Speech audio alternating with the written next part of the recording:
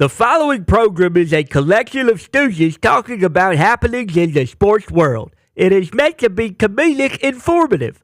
The opinions expressed on this show do not necessarily reflect the beliefs of their peers, their boss, or ESPN. There may be some cuss words because that's how humans in the real world talk. If you are young, please seek permission before watching any further. Hey, What? let's go. This show stinks, and the fact that you listen, we are very, very thankful for. McAfee on the line with a gorgeous assist. The all-time leading tackler for the Green Bay Packers. You pink. Damn it! Your friend tell a friend something nice could change their life.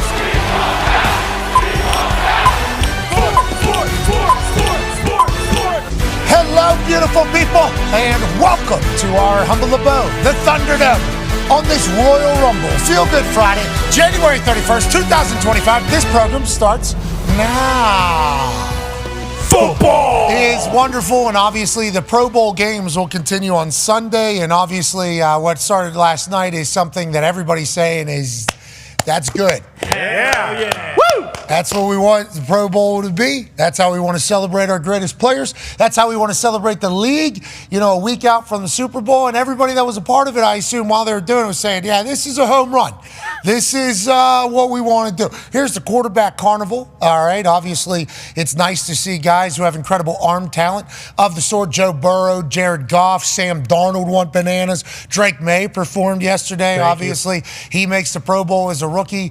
I think 2 years ago, they had this thing figured out. I like that they continued to think on it and say, how can we change it? How can we change it? How can we change it? Don't think you had to. Think you had it figured out a couple years back. Yep. But nice to see the quarterbacks do their thing. The wide receiver catching thing, certainly, let's go back to the drawing board. Relay race is going to be what it's going to be. The spike zone thing, okay, we're doing carnival stuff, trying to figure it out. And then the dodgeball was awesome. It had a chance. It's Pro Bowl games. Yeah. Woo! Hulk hands, yeah. Yeah, and I think I don't know how much people know about what they're getting into whenever they sign up. Who knows if Justin Jefferson had to put those if he knew he had to put those Hulk hands on until he got there about 5 minutes before he had to do this. And then, you know, a diving catch is obviously beautiful, and Justin Jefferson might go down as greatest wide receiver of all time. We have no idea. Literally, when it's all said and done, there's a chance he goes down. So I appreciate him giving effort, and I appreciate this being on TV to celebrate all the great players, and thanks for the effort. With that being said, we'll be joined by Peyton Manning in 13 minutes. Okay. We'll get his thoughts on what was supposed to happen, how it was supposed to go, what was potentially going to take place, what was the idea. This thing, I think we can continue to go back to the drawing board. The toxic tables here at Boston Connor and at Ty Schmidt. Maybe should just wear those helmets and get out there on the field and protect each other. Con man, you look awesome as a Pittsburgh Steeler player. Yeah, I know. I meant to cover that up right before the entire show. But also, I mean, yeah, Pro Bowl games. We might be able to wear these during the season, brother. There's Leatherheads. Look at those things go. You know, I mean, they do not budge. Didn't feel They don't. It's incredible. But yeah, the Pro Bowl games were something. I think if they called it maybe like the big stinking spike or kind of made it even more zany, it would have been better. But at the same time, you know, it's nice to see the best players kind of compete. I believe Quentin Williams What were won. you guys doing? What were you guys, just so I know. Hey, welcome to 1960, brother. What?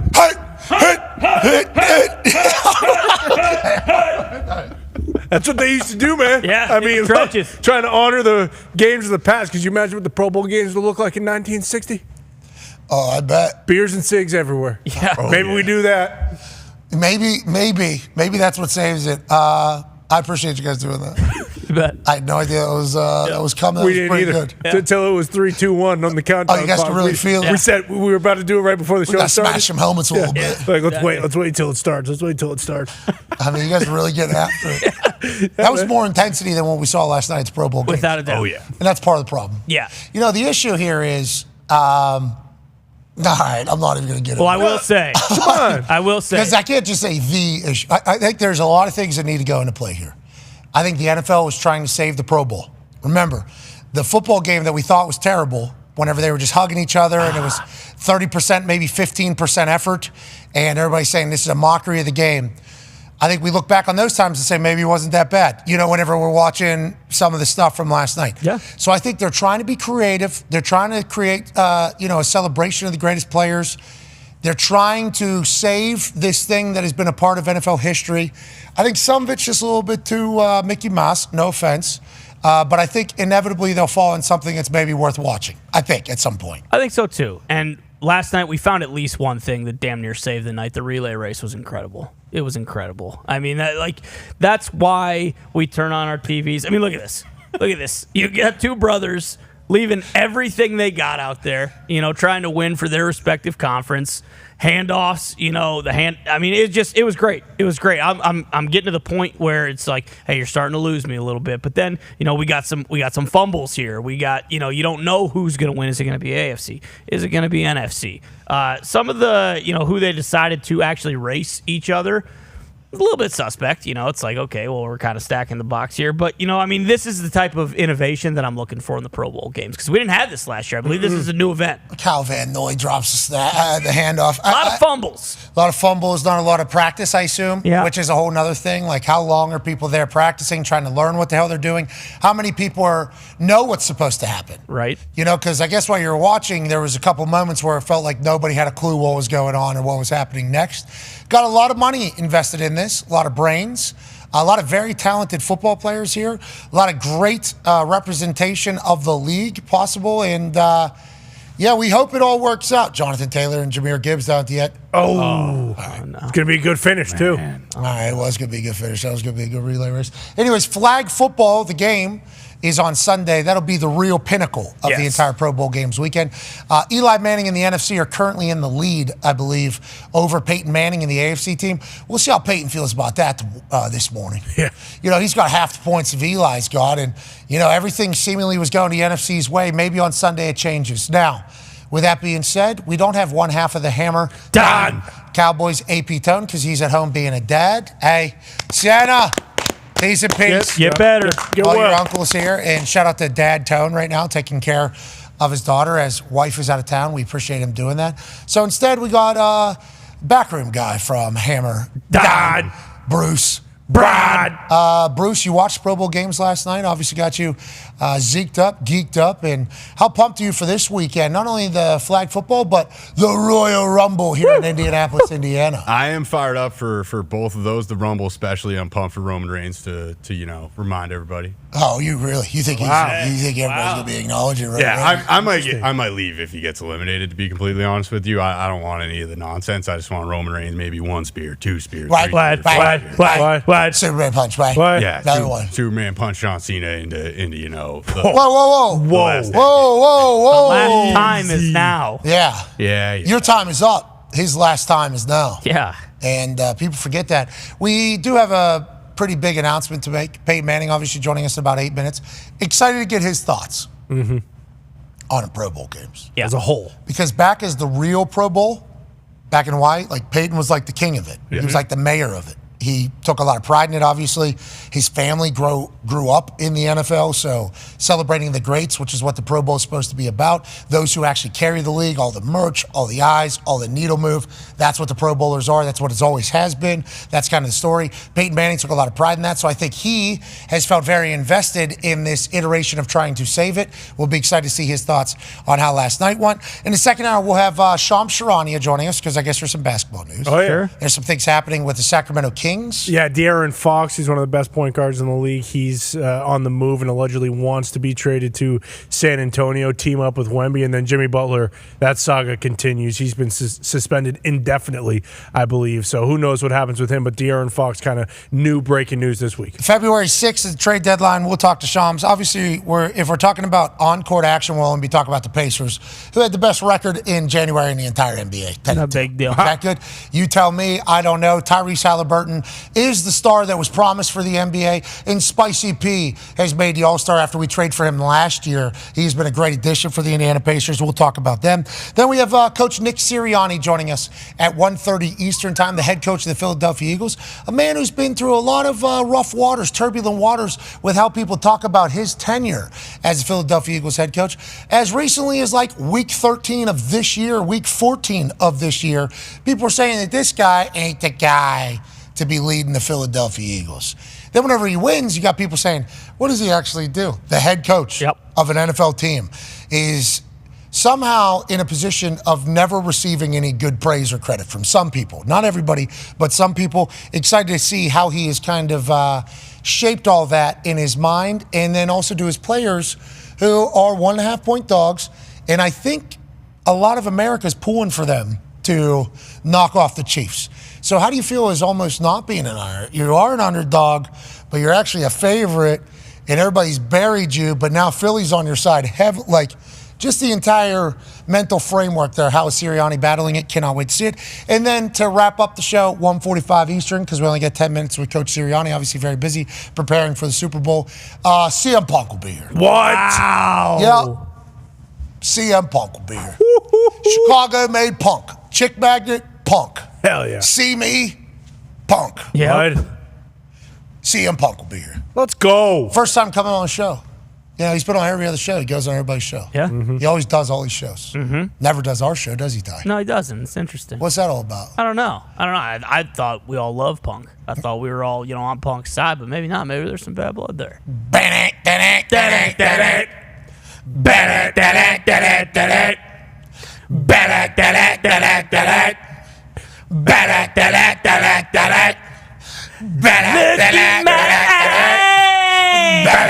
What do you see? We can't. So we can normally play all WWE entrance music because we have a relationship business-wise with the WWE. Can't play his entrance music, though, because it's not a WWE song. Right. It's an actual song.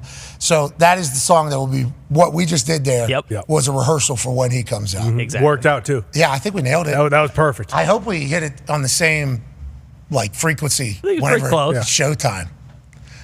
Too many people kind of get sick of us barking. Yeah, need you here, Bruce. How could you not get too excited, though? It's Royal Rumble weekend. Awesome. Downtown Indianapolis is alive. Oh, yeah. I went down there last night for a nice dinner, saw a lot of the folks from WWE, nice little meeting, nice little chat, and 60+ thousand, I don't know how many it's going to end up being. Biggest Royal Rumble of all time happening here in Indianapolis, and everything kicks off at 5 p.m. today.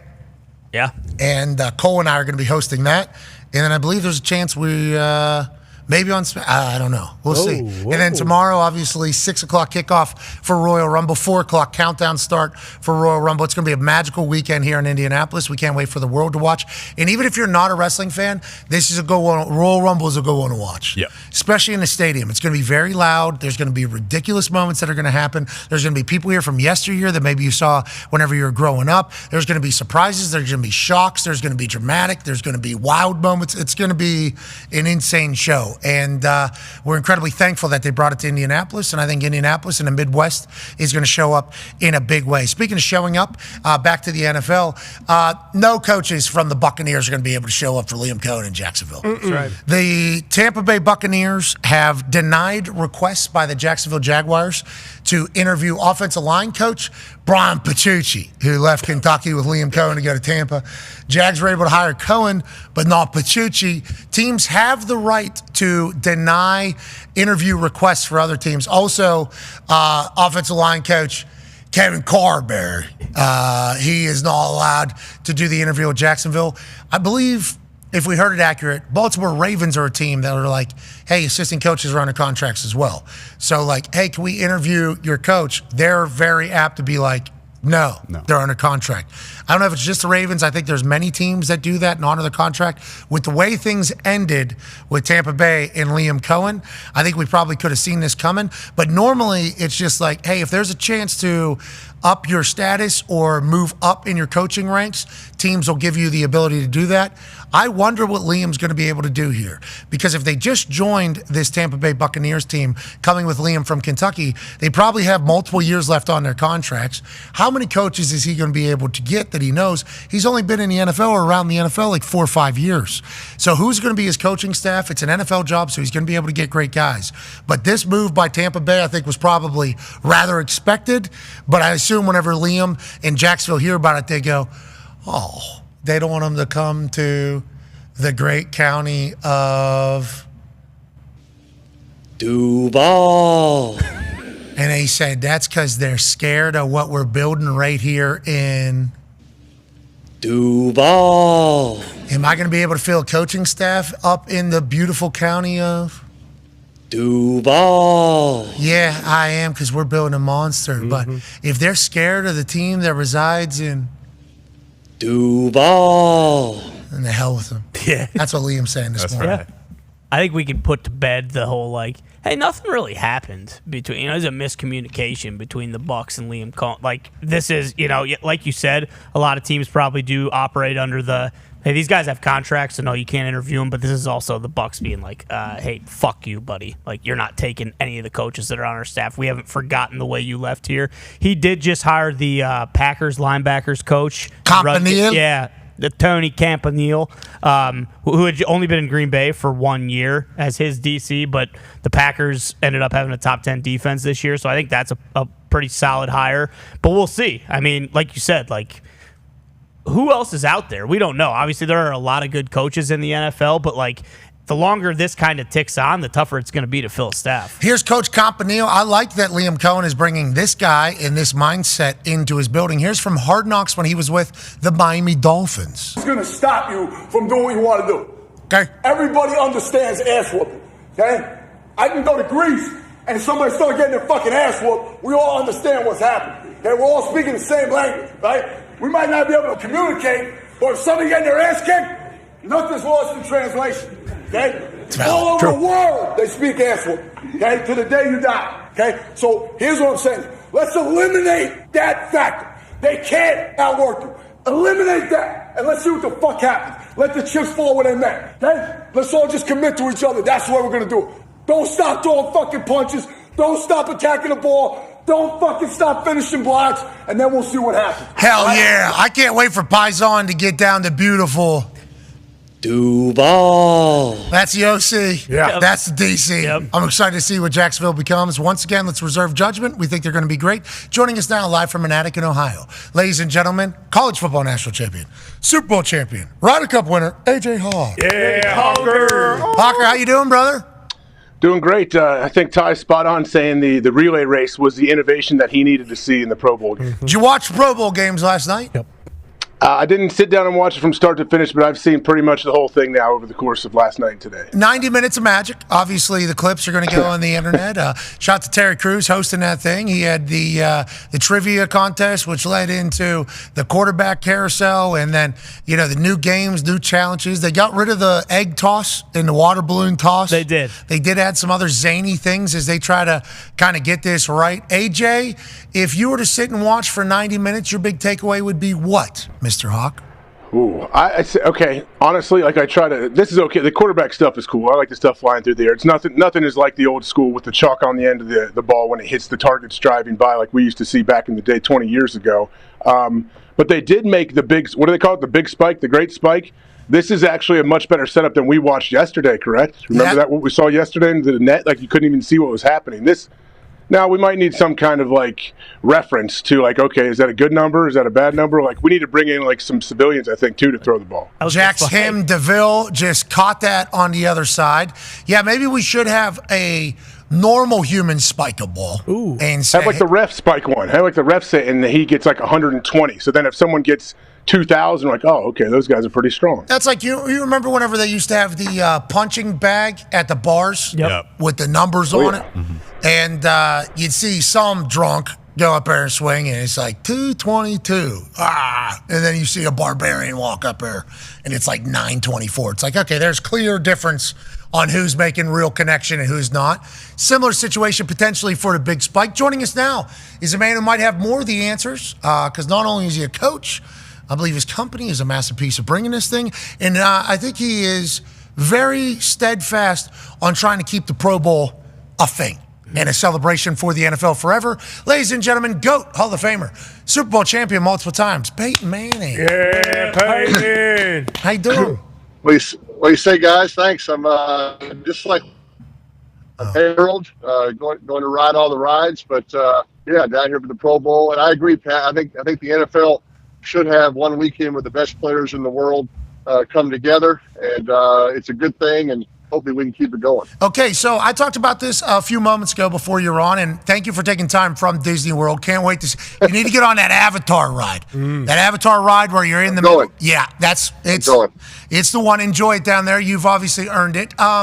So I talked about how whenever the Pro Bowl was back in Hawaii, and we obviously see the nostalgia clips, the quarterback challenge, the bench press, the running. And the resort was kind of all saved for NFL. It was like an NFL family almost out there in Hawaii. You were a big piece of kind of setting up what was going on, and a lot of people called you the mayor of it. So whenever there's this conversation about the Pro Bowl maybe no longer being relevant, I feel like you have tried to jump in and say, like, this is an event that needs to be saved. Where do you think we stand with the Pro Bowl games? How do you think this continues to evolve? And what are your thoughts on last night and what's going to happen on Sunday? You're right, Pat. I mean, the NFL does a good job. Kind of like Hawaii, they have a hotel. It's just the NFL players and their families. And, of course, to be able to go to Disney World and, celebrate that with your families is pretty cool. But, look, last night I saw Drake May having a conversation with Baker Mayfield. And to me, there's room in that, in a young quarterback like Drake May learning how to be a pro. Learning how to go through a coaching change, which Baker Mayfield has done several times, right? That's the value. How do we keep these players at each position learning from a veteran player? And look, I realize some of these guys work out together and you can play in a charity golf tournament together, very concentrated weekend where, like I said, the best of the best from some veteran quarterbacks. And that's where I saw Ray Lewis have a conversation with Patrick Willis. I saw LaDainian Tomlinson have conversations with Adrian Peterson. That's how we keep the game strong. That's why I think it's important. Yeah, I think so too. I think that camaraderie behind the scenes at the Pro Bowl of all the greats is a massive ordeal. I think celebrating our greats is a massive ordeal. I'll be excited to see how it continues to evolve. Go ahead, AJ. Peyton, who were some of those guys, maybe some of those old school quarterbacks when you first got in the league that you used to bug at events like that, the Pro Bowl, or maybe when you see them before a game?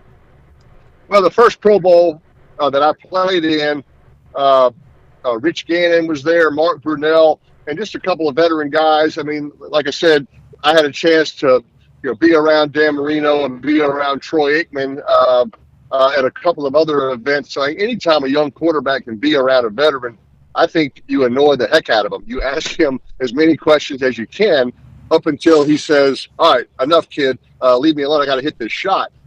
So, like I said, it's important to pay it forward. I've always believed, whether it's through our football camp or anytime a young quarterback had a question for me, look, don't keep all the secrets to yourself.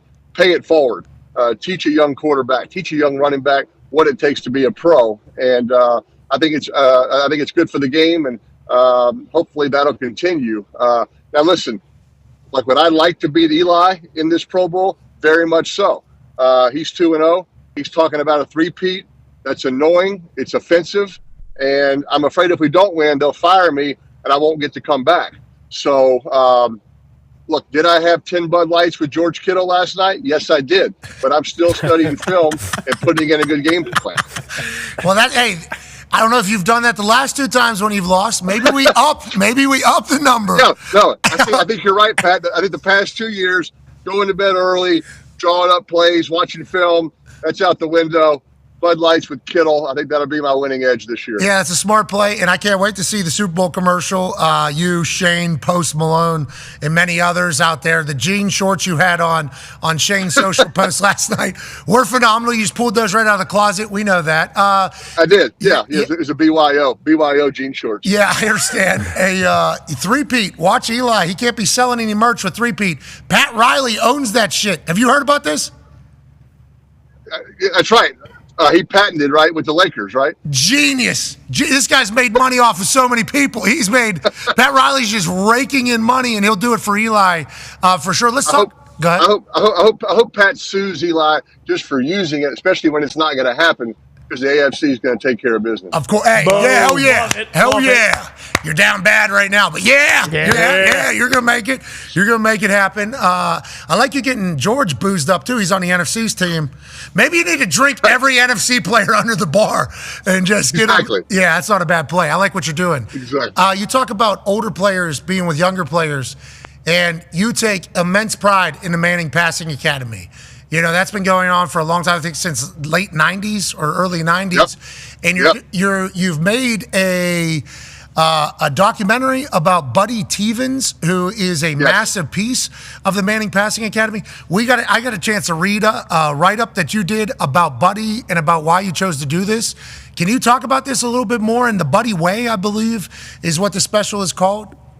Yeah, no, thanks for asking. It's funny, all 6 of the Pro Bowl quarterbacks were counselors at the Manning Passing Academy, and Russell Wilson was actually a camper at the Manning Passing Academy. And as a camp that my family started, and Buddy Tevens just ran the organization and logistics for all 28 years that we've had the camp. He was the head coach at Tulane, Pat, when we started.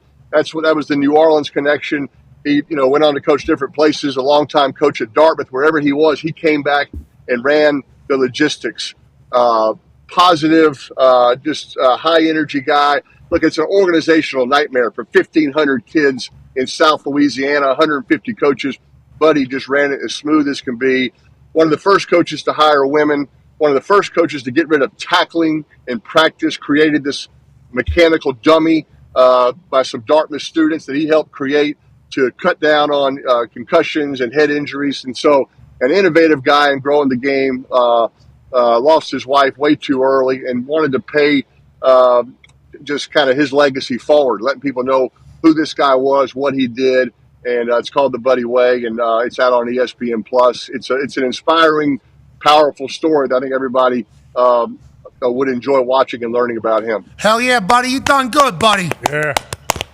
That's beautiful stuff. Your write-up was powerful, man. I read it the other day. It was a very powerful write-up, and obviously came from a place of a lot of passion for a human and obviously a lot of respect. So I can't wait to watch that. Now, we have some questions around the NFL about some burning topics. Connor has a question for you. Yeah, Peyton, obviously this week with the Josh Allen and Bills losing to the Chiefs and Mahomes again, the big narrative is, will Josh ever be able to get it done versus Mahomes in the playoffs? Because obviously he's undefeated in the regular season. What is that kind of like as a quarterback who kind of can't get over that one team, that one player, every single offseason going in with the same feeling against the same team? How do you think the Bills and Josh Allen can kind of get over that hump? Yeah, look, I can relate. I mean, I lived that life, and I sent Josh a text voice memo after the game and just telling him how much I enjoyed watching him play this year and how well he competed, and just to keep his head up, keep grinding, keep sawing wood. Look, I lived that life. Tom Brady and the Patriots beat us back-to-back playoff years, once in the AFC Championship, once in the divisional round, and that's all you hear about all offseason. Yeah, but had a great season. Yeah, but you can't beat the Patriots in the postseason. And then 2 years later, we did it. We beat them in the AFC Championship, win the Super Bowl. So what are you going to do? Are you going to go crawl in a hole and feel sorry for yourself? Or are you going to just keep fighting and keep grinding? I would rather, and I think Josh Allen and Lamar feel the same way, have their hearts ripped out in the AFC Championship by 3 points, as opposed to finishing 7-10. Yeah. And you probably smoke a cigar in that locker room after that last win because you're kind of in a good mood and you feel kind of good. The truth is you're a bad team and you're so far away. Would you rather be 7-10 or have your heart ripped out by being close? I'd rather have my heart ripped out because that means they're close. And Josh Allen's close. Lamar's close. They will get there. I believe it. It's just, look, they're not losing to bad teams. Last time I checked, Mahomes and the Chiefs, there's a reason they're in the Super Bowl. They're a good team, right? We lost to the Patriots. It sucked. I hated it, but they were the better team. And so I think Josh and Lamar will both get there, but until then they have to own it, and they are doing it. They're not hiding from it. and I think their time will come. You talk about smoking cigars after going 7-10 because you win the last game of the season. Jim Irsay told the Colts that they're undefeated in 2025. Yeah, because they won that last game of the season. I don't know if you saw that, Pete. It was awesome. It was really cool. It was really cool to see. It was really cool to see as a season ticket holder. But on that note, you talk about them losing to a very good team in the Kansas City Chiefs. Patrick Mahomes, and obviously I'm sure you've had to talk about him numerous times. We've asked you about him on this particular program. He's already a Mount Rushmore guy. He's only 29 years old, obviously trying to accomplish something that's never been done in the modern Super Bowl era, win 3 straight. What do you think it is about him that he's been able to continue this and not get comfortable or content? His contract is nowhere near what some of these dudes are. Never hear a peep. He shows up. He had a kid a couple weeks ago, middle of the season, could be exhausted, still shows up. What do you think it is about Patrick that makes him so special, and this Chiefs team as a whole that makes them so special, Peyton? Yeah, look, I'm not sure anybody can speak about Patrick about what it is except him, because it is unique. It is different. I think he can beat you in so many different ways. You know, people say you got to keep him in the pocket. He'll shred you that way. Hey, let's force him out of the middle. You saw some great runs he had against Buffalo. He throws the ball on the run as well as anybody in the league, and he just doesn't really sweat out there. I think he likes getting behind and creating a little drama, good TV ratings, knowing he's going to lead you down for a 2-minute drill. And their team has been there, and their team never flinches because they're like, hey, we've been here before. We were down to this team. We can come back, and they've been that way all season. So, look, they're the bully. And they've earned it. And everybody said they kind of had an off year this year. They lost 1 game, and they got the home field, and now they're back in New Orleans. So they're the bully, and until you punch the bully in the mouth, they're going to keep bullying you. And I think that's the case until somebody does it. I love all season. This team isn't that good. This team isn't. They're not that good. What? Yeah, back-to-back Super Bowl champs. They're 15-1 going into the last week. It's like they haven't even played good football yet. It's like, okay, well, tell us when they play good football, because all they do is win. Now, they're taking on a team that prides themselves as a bully, though, I feel like. We're going to be talking to Coach Sirianni in about an hour, but that's their style of play. It's like a 1990s team. Go ahead, Ty. Yep. Yeah, Peyton, his counterpart, Jalen Hurts, we've seen all the stats about guys going to the Super Bowl and then never making it back. You know, he's obviously done that a couple years after. But for you particularly, how much did you learn after your first Super Bowl, whether it was, you know, handling the week and all that kind of stuff, or like the game itself? Like, how much more comfortable do you think Jalen Hurts will be in this Super Bowl as opposed to the last one when they played the Chiefs? Yeah, like I think he'll be way more comfortable. Look, Mahomes, you know, gets his mail sent to the Super Bowl every year because he knows he's going to be there. Hurts, I remember talking to him a couple of years ago about kind of, hey, what's any advice? What's the routine? And like, he didn't call me for that this year because he knows it. And I think, yeah, the more comfortable you are during the week, the better you're going to play. And, you know, Sirianni, I talked to Nick about it, and, you know, he said, do you have any thoughts? I'm like, Nick, you know what to do. You know, yeah, I think they'll kind of put the game plan in this week, as if they were going to play kind of Sunday, and then, you know, next week you go down and review. But look, Jalen is probably one pass interference from a couple years ago from being a Super Bowl champion quarterback. He is a championship quarterback from college. So he thrives in these type of moments, and I see him playing well. I think a lot of attention is going to be on Saquon, as it should, including from the Chiefs and Spags. So I think Jalen and Brown and Smith are going to have to do some things in the passing game, and he certainly can do that. Yeah, on your point about Saquon, AJ has a question for you. Yeah, Peyton, everyone expects Saquon to go off and have a monster day. I mean, I do, too. Every time you turn on the TV and you watch an Eagles game, the guy is breaking another explosive run. Do you think the Eagles are going to need a huge game out of Saquon to even have a chance to win this thing? I mean, I think it's easy to say that, but look, Saquon's presence is the factor. The fact that Spags is calling, you know, run blitzes and defensive schemes to stop him, extra defender down there in the box, that means one-on-one coverage for Brown and Smith, and Jalen knows that. So, look, I mean, Saquon doesn't have to have a carry because they're going to try to have a guy down there to stop him. It's the presence, right? It's Edgerrin James next to you, and the defense going, we can't let this guy run it down our throat. So we got to play one-on-one. And now look, one-on-one coverage is what you want as a quarterback, as a receiver. So, no, I think the answer is no. I just think as long as he's in uniform and standing next to Jalen, his presence can create some real passing game opportunities for the Eagles. Yeah, Jalen threw for 300 plus in the last Super Bowl he was in, and then in the NFC Championship, he had some of his best throws of the entire season. Obviously, you're going to need that to beat the Kansas City Chiefs. Not going to be able to make any mistakes. How'd you feel about the narrative all year that like you can't win with a great offensive line and a dominant run game anymore in 2025 NFL football? Feels like they're debunking all of that right now.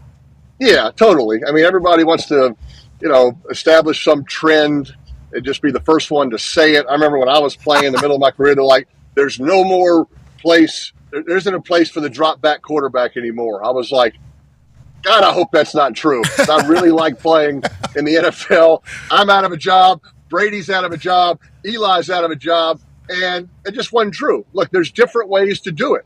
And I think the smart coaches are the ones that design plays based around who they have playing. And that's what Andy does. That's what Sirianni does. That's what Sean McVay does. I mean, that's what it's about. So there's a place for everybody.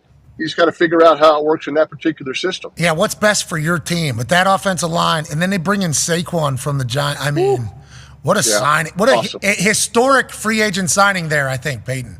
No, it was awesome. And, look, obviously, if they win it all, the fact that they're here probably was the right decision not to play him in that last game. I would like to have seen that record broken because it's NFL history, and like for all those offensive linemen to have that on their resume that I blocked for the all-time single-season rusher. You can tell Dickerson loves that record and did not want it to be broken, and that would have been cool. But look, if somebody would have gotten hurt in that last game and they're not in the Super Bowl, that was probably the right call. But awesome year by Saquon, and like you said, awesome year by those guys up front. Okay, so my rookie year was completely undefeated year until the decision was made to lose the last two games to Jets and Bills.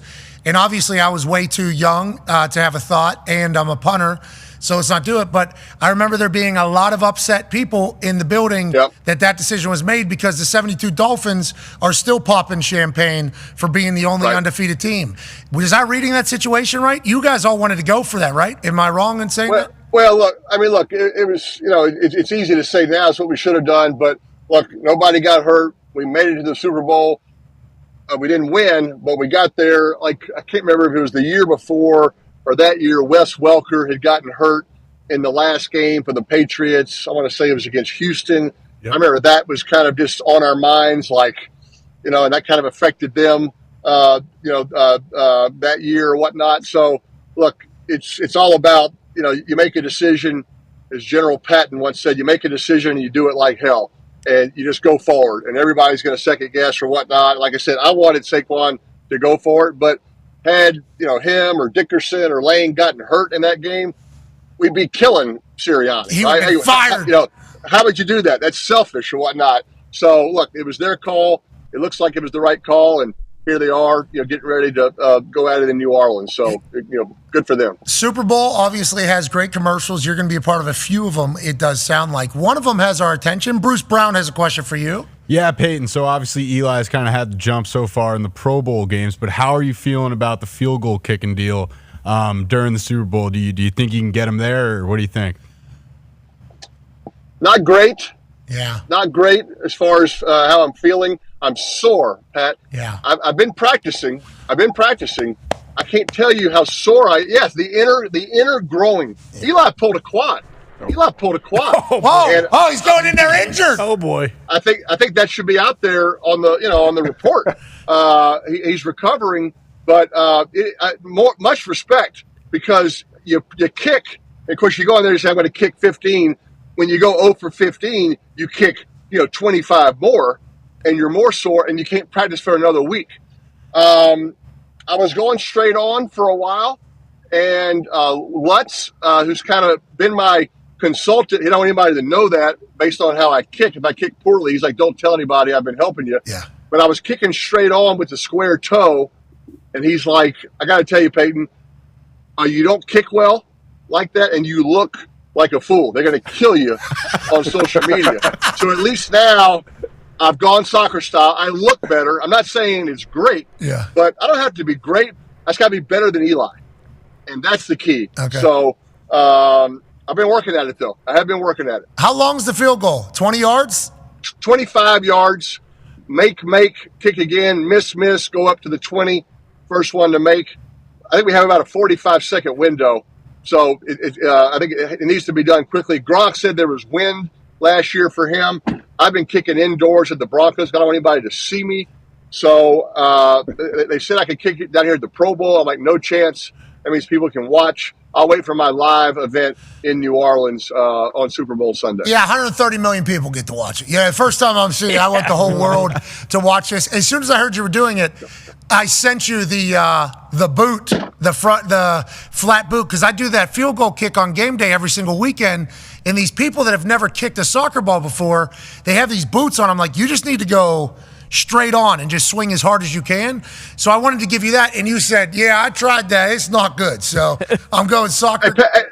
Hey, Pat, let me ask you, because I'm bringing my own balls to the kick, footballs, that is.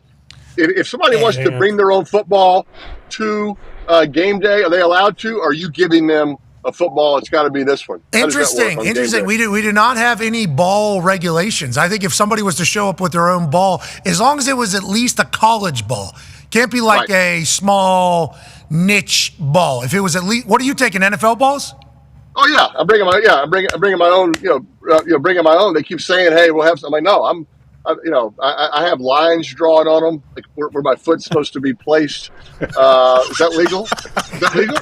Yeah, it is. I don't think they made any rules against. As long as it's beat up, the beat up ball is a smart play. Correct. That's a vastly different than a brand new ball. Yeah. I got my Broncos equipment guys. I got Frog and the Colts equipment guys giving me feedback. So look, if I don't make this, it will not be from a lack of full preparation. So anyway, I'll be ready for it, I guess. All right, rip that hip flexor off the bone, brother. It'll be worth it.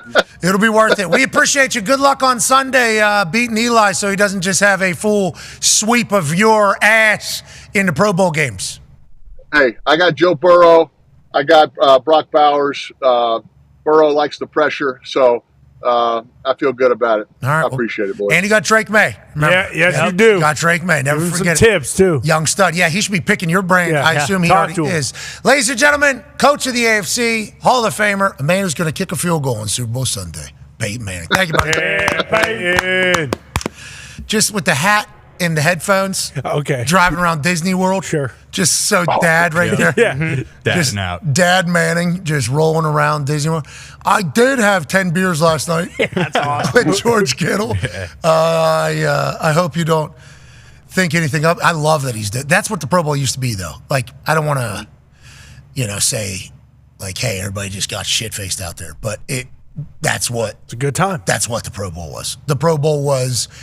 And, I've always said this. I think a team comes together much better around a keg than they do kale, and I think that is a part of, just having a good time with each other, get a little loose, a little comfortable, having a good time. Hey, you want to, cheersing, here's toing. I mean, that is like out of your element, something other than the normal element that you see each other in every single day. Yeah, and they're all normally positive. Now, obviously, that can all go too far. Yeah, we've all seen it. We've all done it. So that's what makes it fun as well. Yeah, that's the crap table of it all. At what point is this thing 7? Okay, everybody's a little bit too hammered, but it is. That's what the Pro Bowl is.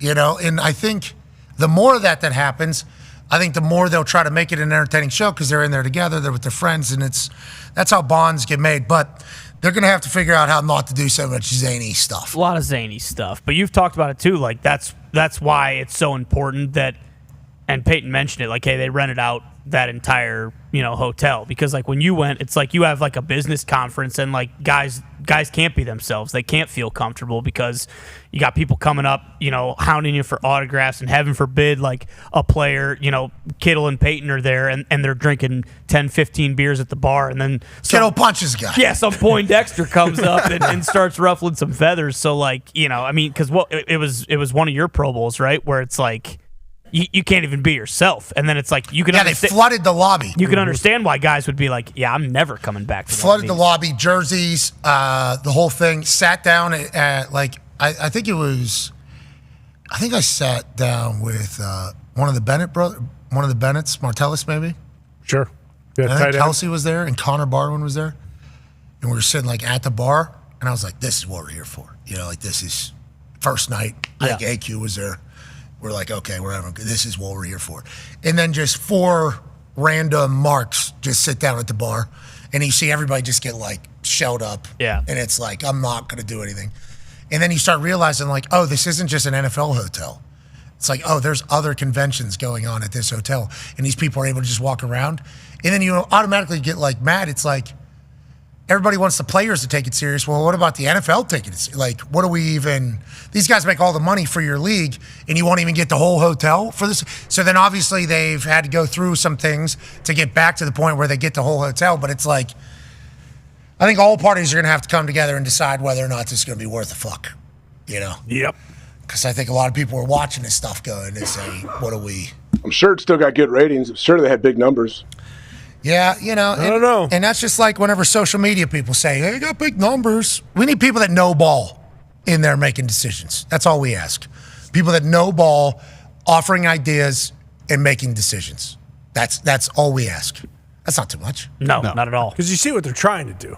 Like you kind of get they're trying to still do football games, the big spike. They're keeping it all ball. They're doing the Hulk hands catching and the relay races with the football as the baton. Like you get they're trying to do different types of stuff. It's just not working. And it hasn't been working for a few years. I mean, it's real. It just hasn't been working for a few years. And then you even look at the quarterback challenge. I know, the LED boards and the tech is sweet, but like, last year was way cooler because they had targets and the ball would go through the actual target with the number of points on it, and then smoke would go on. We need smoke to shoot out. Yeah. We need smoke to shoot out, just like American Gladiators back in the day when they got when you were shooting at the obstacle course or whatever. Yeah, but once again, we're happy for all the greats celebrating ball. Without a doubt. Yeah. Without a doubt. They You deserve can it. see why they changed it because it used to be that whole end was closed off, and they're like, all right, well, we could sell 500 more tickets if we kind of get these LED boards. I did see some people potentially get sniped.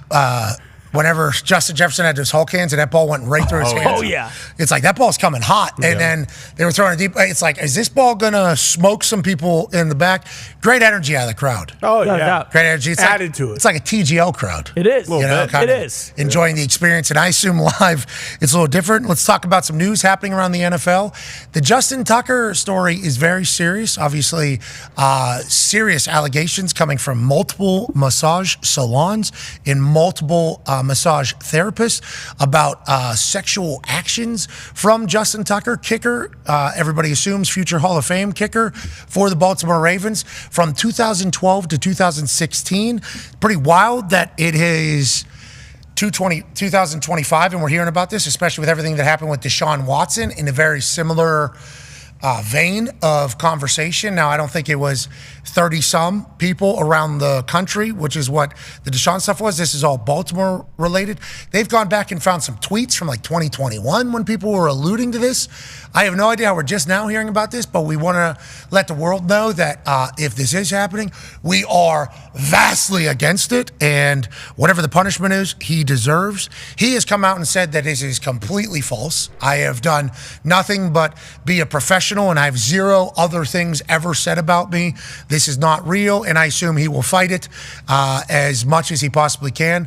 Interesting timing, crazy allegations, and obviously all very serious, AJ, in the world of professional sport, because massage therapy is a massive piece of professional athletics. Lactic acids and getting a recovery and everything like that, they go hand in hand, which is why when the Deshaun Watson stuff happened, it was hard not to be like, this doesn't mean that massage therapists, like, I think people were like, whoa, like, people contrarians are talking about it.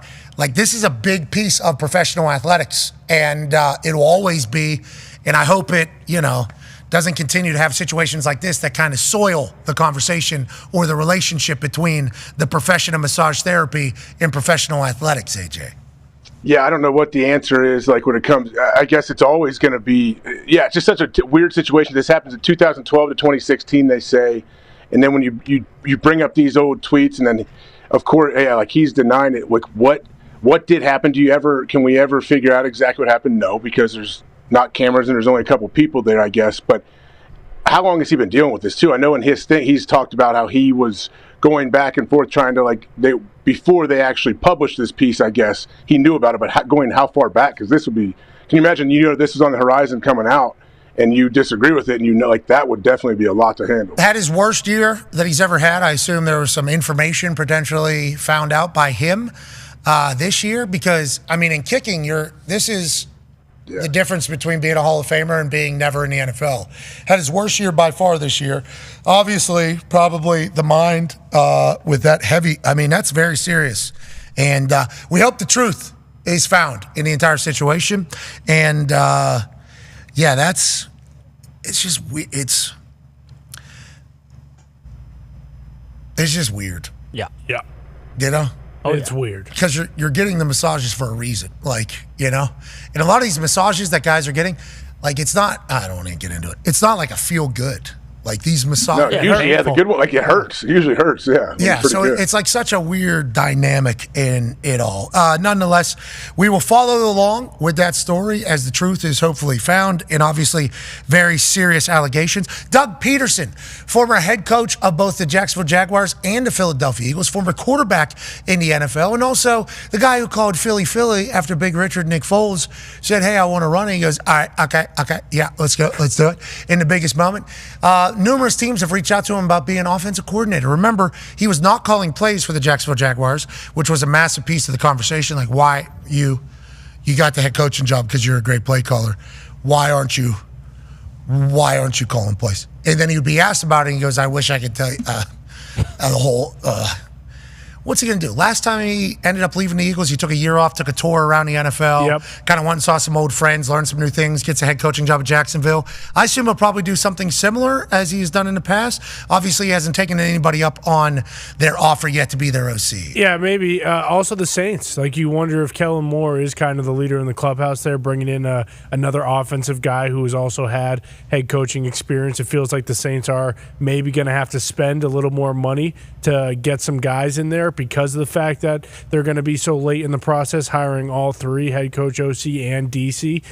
So that would kind of make sense. But even a place like Houston, after all the way everything went down in Jacksonville with, hey, who told the owner this was the best team ever, that type of stuff. Great way to get back at them. Just head on over to Houston. Coach up C.J. Stroud and beat the hell out of Jacksonville. Really, end of these openings, because you look like the Raiders, too. Pete Carroll, no one really knows what he's going to do with his staff. Now, I don't know if they have any prior relationship. But, it is one of those things, though, where these guys who are kind of always in the cycle, if he does just wait a year, he is going to get head coaching interviews next year, because we don't know how many openings there are going to be. So it's really whether or not he wants to get right back into it. Doug Peterson, we love his style. He's the man. Oh, yeah. We love Doug. I love Doug. The man. Yes. That press conference where he was just... I don't know who told you that. I don't know. Yeah. Was it me? I don't know. Who said that the owner had the greatest roster? I don't know. I didn't say that. I don't know. Okay. Have you seen our roster? Okay. How come you're not calling plays? I wish I could tell you, though. I'll think about it. just like everything about that one press conference is all right, Doug, we heard all we needed to hear from you. I assume he's going to take a tractor another round. Yeah. I think he's... Big Mike. I think he's probably... But how nervous, not nervous, but how... I would assume some coaches are worried to get out of the coach. They want to stay in that head coaching cycle. So do they think, hey, I need to be an OC to stay in that and keep my name out there? Maybe. Maybe he does want to get back into good football too. And I guess that's all up for him, and he's earned that situation. So good for him. Speaking of earning a situation, when you get to play in the Super Bowl, you get a chance to buy tickets for people. Here's Justin Reed of the Kansas City Chiefs chit chat about these Super Bowl tickets that I assume everybody's expecting him to hand out. Prices are running up, man. I got 30 of them. Yeah, so you got to make sure. We're excited to go play, and we're chasing glory, but we got to win just for me to break even. Yeah. 30 of them. Let's go to the SeatGeek graphic that we have for the average resale price currently for this particular Super Bowl. It's over $10,000 right now. $10,417 average resale price. Obviously, there's tickets that are vastly more than that. There are a few that are less than that. This is just the average ticket price currently. You can use code PAT250 for $250 off. We know that does not make much of a dent on these Super Bowl tickets, but at least it helps. Yeah, at least it's $250 off. Everybody's kind of confused. They think the players get free tickets and free jerseys and all these things. Home games don't even get really more than 2 tickets. Away games, you don't get any tickets. Super Bowl tickets, I think you get 5 or 10. I forget the exact number, 10 maybe. Everything on top of that, you have to buy. Or maybe it's 4. I forget what the number is. But you get a couple, and then everybody's like, I want guys, you playing Super Bowl. Remember we talked about these days when you were a kid. You could play Super Bowl. I'm going to come watch. It's like, yeah, okay, yeah, $11,000 to give a guy I haven't talked to in 10 years a ticket to the Super Bowl. That's real. I don't think people truly understand that, AJ. No, it's absolutely real. And the fact that Justin Reed said he's got 30, he had to absolutely work his ass off to find 30 to buy. He had to buy them from teammates. Like, you can't. I think when we went, you got the option to buy 4 that were actually decent down like in the first level, and then 6 more that were the top row, very last row of the whole place. I was a rookie when we played in the Super Bowl, so the McAfees and Nick Moraldo were up in the. Those are great seats. They were up at the top. Touching the roof. Rookie punter, yeah, you can. Yeah, sure. We got a couple. You'll be here. You saw us pregame, though. You waved. I did see you guys. You know, the Miami Stadium is pretty nice down there. Pretty nice little place. But, yeah, it is fascinating that people think the players are getting a benefit of the doubt. They are not. They just maybe have more cash to spend it on these tickets. And the NFL doesn't mind that either. Yeah, buy the ticket. Give them back. Now, granted, the NFL, unless they're running a secondary market scheme, which we do not think they would because they would get – the resale price is not what the NFL makes. Obviously, the resale price is whoever the person that buys the ticket makes. There used to be a little bit of a racket of players, getting a chance to buy 4 tickets and then maybe moving those 4 tickets. Yep. Really? Yeah, that weren't in the Super Bowl. That was a thing for a long time. And then, boy, they tried to crack down on that hard. Do you remember that? They were telling players, like, the IRS is going to get you. What you're doing is fraudulent. You're not allowed to do what you're doing. They would, like, send out memos. They had people come speak to teams like, we heard you guys think you have it figured out, huh? We heard you guys think you have it all. You can't do it anymore. And then as soon as you leave from that meeting, somebody be like, I got a guy who's paying $7,500 a pop. $7,500 a pop. You want to get rid of this? It's like, no, I don't want to do it. Obviously, we're not doing it. It's illegal. It's not illegal. You have a ticket. You're allowed to sell a ticket. Well, then how come they just told us? Because they're trying to scare the shit out of you. So that's kind of. Wasn't it Mike Tice, the former Vikings coach? He got in a lot of trouble for scalping his tickets. So then they started saying that you weren't able to sell. You had to pick up your tickets at the thing with your, like, they really have been combating. You used to be able to sign up. Yeah, when I first got in the league, there'd be one guy who on the team who was like a broker who was trying to put tickets together, and you could sign your tickets away to him. He's like, okay, we're good. But then they made you go in person, pick him up with your ID, all that stuff. Yeah, the NFL wasn't happy that the players maybe haven't run a little racket in this entire thing. Isn't Thomas Morrissey giving them away for charity? Isn't there a way to do it like that as well? There is, but he's going to have to go get those. Go get them. I mean, it is. Yeah. They've made you have to jump through hoops to get these. Yeah. Oh, these players think they're going to pull one over on us? I don't think so. You buy the tickets, you assholes. You don't sell the tickets. The IRS is going to get you. Hope you're happy. You want to go to jail? Wesley Snipes? Is that what you want to do? Whoa. Keep selling your tickets. Dare you. It's like, we won't. They walk out of the room. I got a guy 7,500. I got a guy 8,500. Whoa. Who's the guy? Is that cash? Is that happening right now? Obviously, I'll write it off. I will report the earnings. Anything over $599. We're back on the other side. Loaded hour 2. We'll see you then. There is a crowd of about 30 people moving through the back end of the business field here. And in the middle of it is this black Samoan man who has become the most famous human on earth. Great guy. Ladies and gentlemen, the GOAT, Dwayne "The Rock" Johnson. Yeah!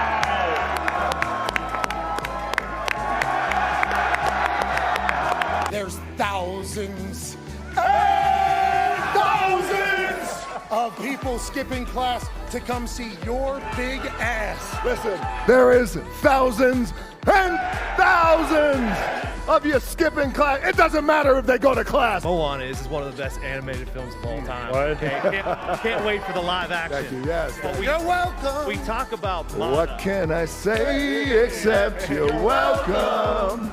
And we talk about mana. Honestly, listen, kid, I could go on and on. I could explain every natural phenomenon. The tide, the grass, the ground. Oh, that was Maui just messing around. I couldn't have buried its guts. Sprouted a tree, now you got coconuts. What's the lesson? What is the takeaway? Don't mess with Maui when he's on a breakaway. And the temperature here on my skin is a map of the victories I win. Look where I've been to make everything happen. Look at the me new Maui just tickety-tapping. That's it.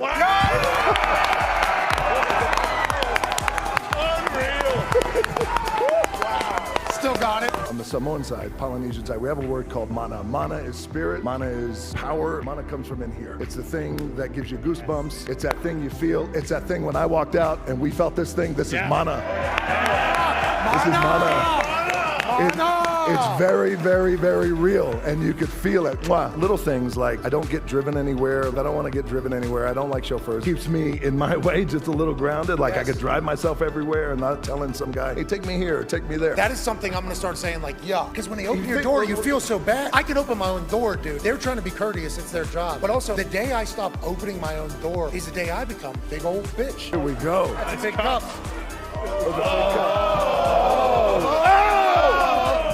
Sorry, Mike. And here's the iconic sound. You guys know it.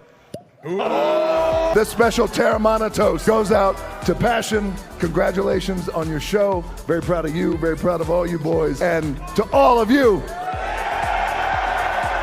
love you guys. Thank you for the support. Keep kicking ass. Cheers.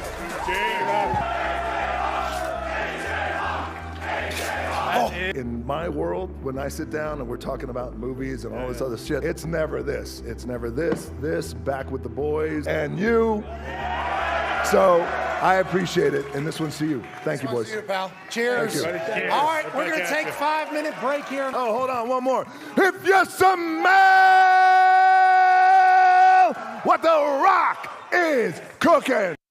The following program is a collection of stooges talking about happenings in the sports world. It is meant to be comedic informative. The opinions expressed on this show do not necessarily reflect the beliefs of their peers, their boss, or ESPN.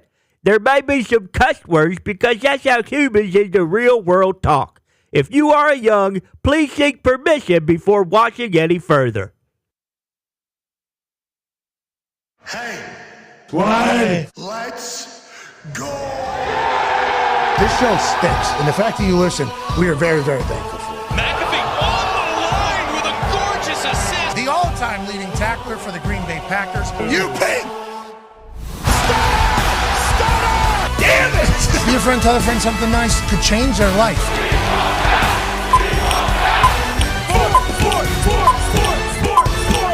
Hello, beautiful people, and welcome back to our humble abode, the Thunderdome, on this Royal Rumble Feel Good Friday, January 31st, 2025. Hour 2 of the program starts now.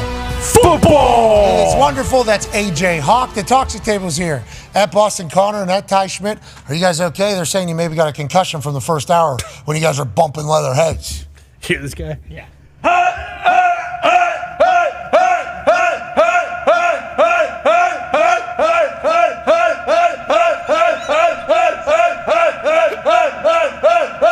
Keep going.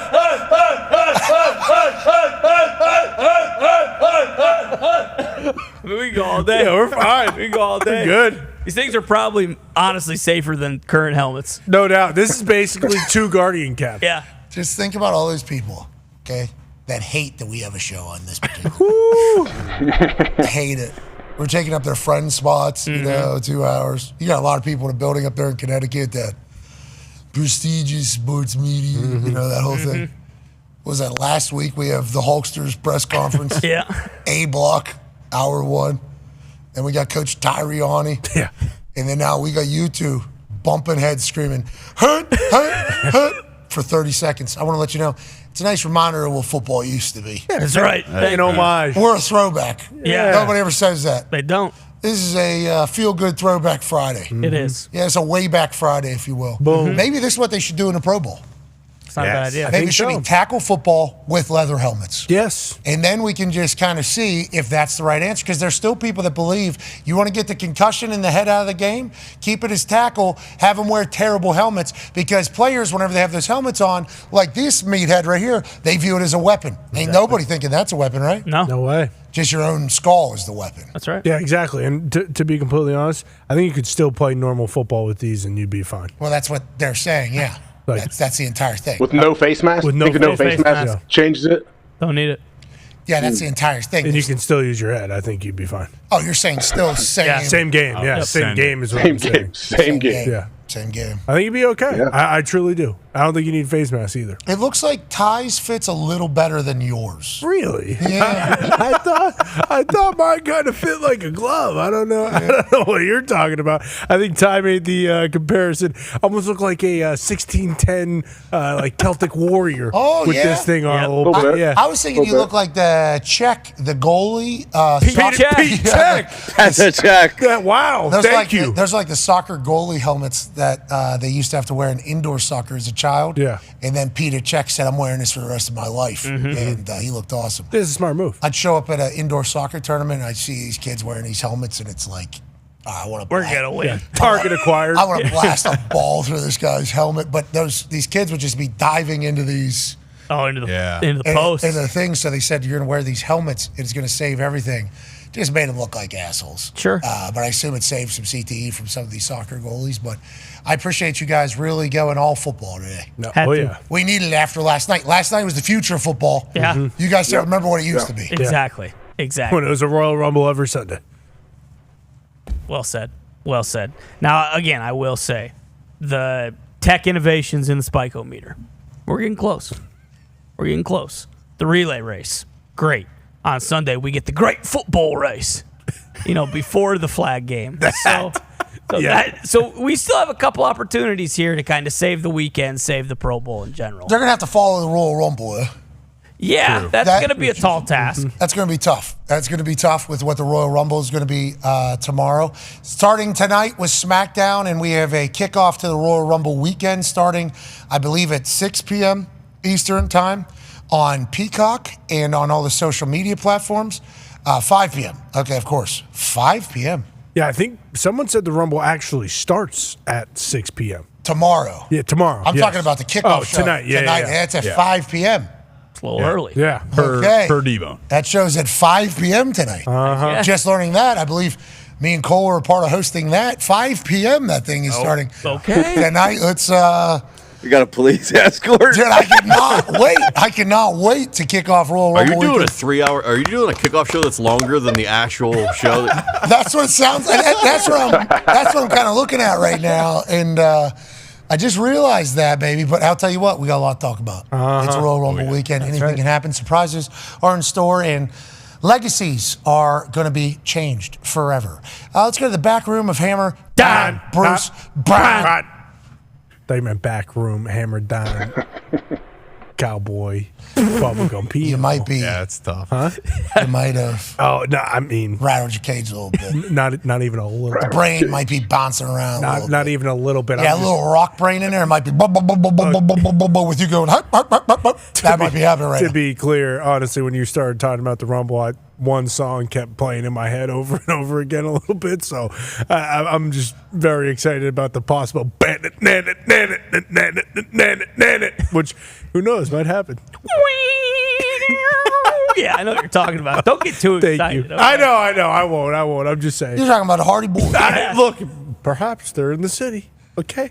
Well, everybody's in the city for WrestleCon that is happening down at the convention center. It is really treated and feels like a WrestleMania weekend in Indianapolis, Indiana. And maybe, I have no idea, but that's what the Royal Rumble is. Exactly. Anything can happen, including Toxic Table maybe making an appearance. Never know. We're in the video game. Yeah, I got somewhere to be tomorrow at 6. I'll just say that. Oh, yeah? Is it Lucas Oil Stadium? Maybe. Wow. Yeah. Let's go to the back room of Hammer, Dad, Bruce, Brad. Bruce, how you doing, bub? I'm good. How are you? It's not bad. The Pro Bowl games yesterday were fantastic. Really kicked off this weekend in a beautiful fashion. And thanks for asking. Nobody really sends it my way. It's a staple. Yeah, it's Bruce Brown. That might be like his shirt. Yeah. Good. How are you? And just send it on back. I appreciate that. There's some NFL news. Brandon Beane, the general manager of the Buffalo Bills, had his postseason presser. We love Brandon Beane. Absolutely love him. He's been very good to our show. He's been very good on our show. He is a guy who actually speaks. You know, I think he's an actual human. Here's him chit-chatting about the end of the game, having Josh Allen as his quarterback. Yeah, it's frustrating. There's only so much I can say. I don't. We work with the league to try to get clarity, and I'll give them credit. They've taken our calls, they've sent video and things like that. I just, I wish, if you're talking about like the fourth down play, that was, I feel like he got that. I feel. And I still feel like he got that. I felt that in the moment, and nothing has changed my mind on that. Okay. The play that we challenged, I thought was a good challenge. I'm not sure either player had possession on the Bishop Worthy play. When the ball touched the ground, you have to have possession. It's like, what is possession, and what Matt says is possession might not be what Elena says is possession. You know what I mean? It's a little bit. But when the ball touches the ground, someone has to have established possession. And, again, they've given how they see it, and that's their job. But it is what it is. I mean, those are just like plays we didn't make in a game too. So by no means are we saying that's why we lost the game. He's saying, hey, listen, they've sent us a bunch of angles and they've answered our calls. In the moment, I thought he got the first down, and I haven't seen shit that has made me believe that we don't. I appreciate him saying that because his fans are going to want him to say that. And I appreciate him not just taking like the corporate, yeah, they said that they weren't able to overturn it and the call on the field, yada, yada, yada. Beane's living and dying with this too. We talk about Josh Allen, obviously, having to lose to the Chiefs every single year and how he is going to have to deal with it. We talked to Peyton in the first hour about Josh Allen having to continue to go. Brandon Beane, too. He knows he's staring down Veach in this Chiefs team until he's done. That's just kind of how it is, and I respect the hell out of him, and I think all of us who know him hope at some point he's able to get to the confetti, but that's going to be a tall task, Gage, and I think everybody kind of understands that. Yeah, they do, and I think he handled it well where he didn't use it as a cop-out, didn't say, didn't freak out and say this is why we lost the game, didn't really use it as an excuse, but he definitely let us know that, hey, I completely disagree with what the league is telling me. Yeah, they're communicating, but they're wrong, and I still feel the way I feel. But, yeah, what do? You got to move on. Like Peyton said, what are you going to do, sit there and feel sorry for yourself? Bishop Worthy situation, he said nobody had possession of it at the time, but somebody had to be in control of it enough for the ball not to move when it hit the ground. And I assume that's where the NFL is coming from, is like, even if they were both in possession of it, the ball didn't budge when it hit the ground, which is what the modern ruling, I don't know when they changed that, because obviously what's a catch, what isn't a catch, has been debated ad nauseum over the last 10 years. Calvin Johnson, Des Bryant, you name it. There is so many of those moments. But I think the common understanding now is as long as the ground doesn't affect the ball or help the catch at all, they are not going to overturn it or say that the ground, it's down. So when that ball hits and it doesn't move, even though it was very clearly who's in possession of it, I think the NFL can say, well, we don't care. It's about did the ball move or not on the ground. And Brandon Beane doesn't want to hear that. No. Brandon Beane doesn't want to hear, well, nobody's in possession of it, hits the ground, shouldn't it be? Isn't that dead?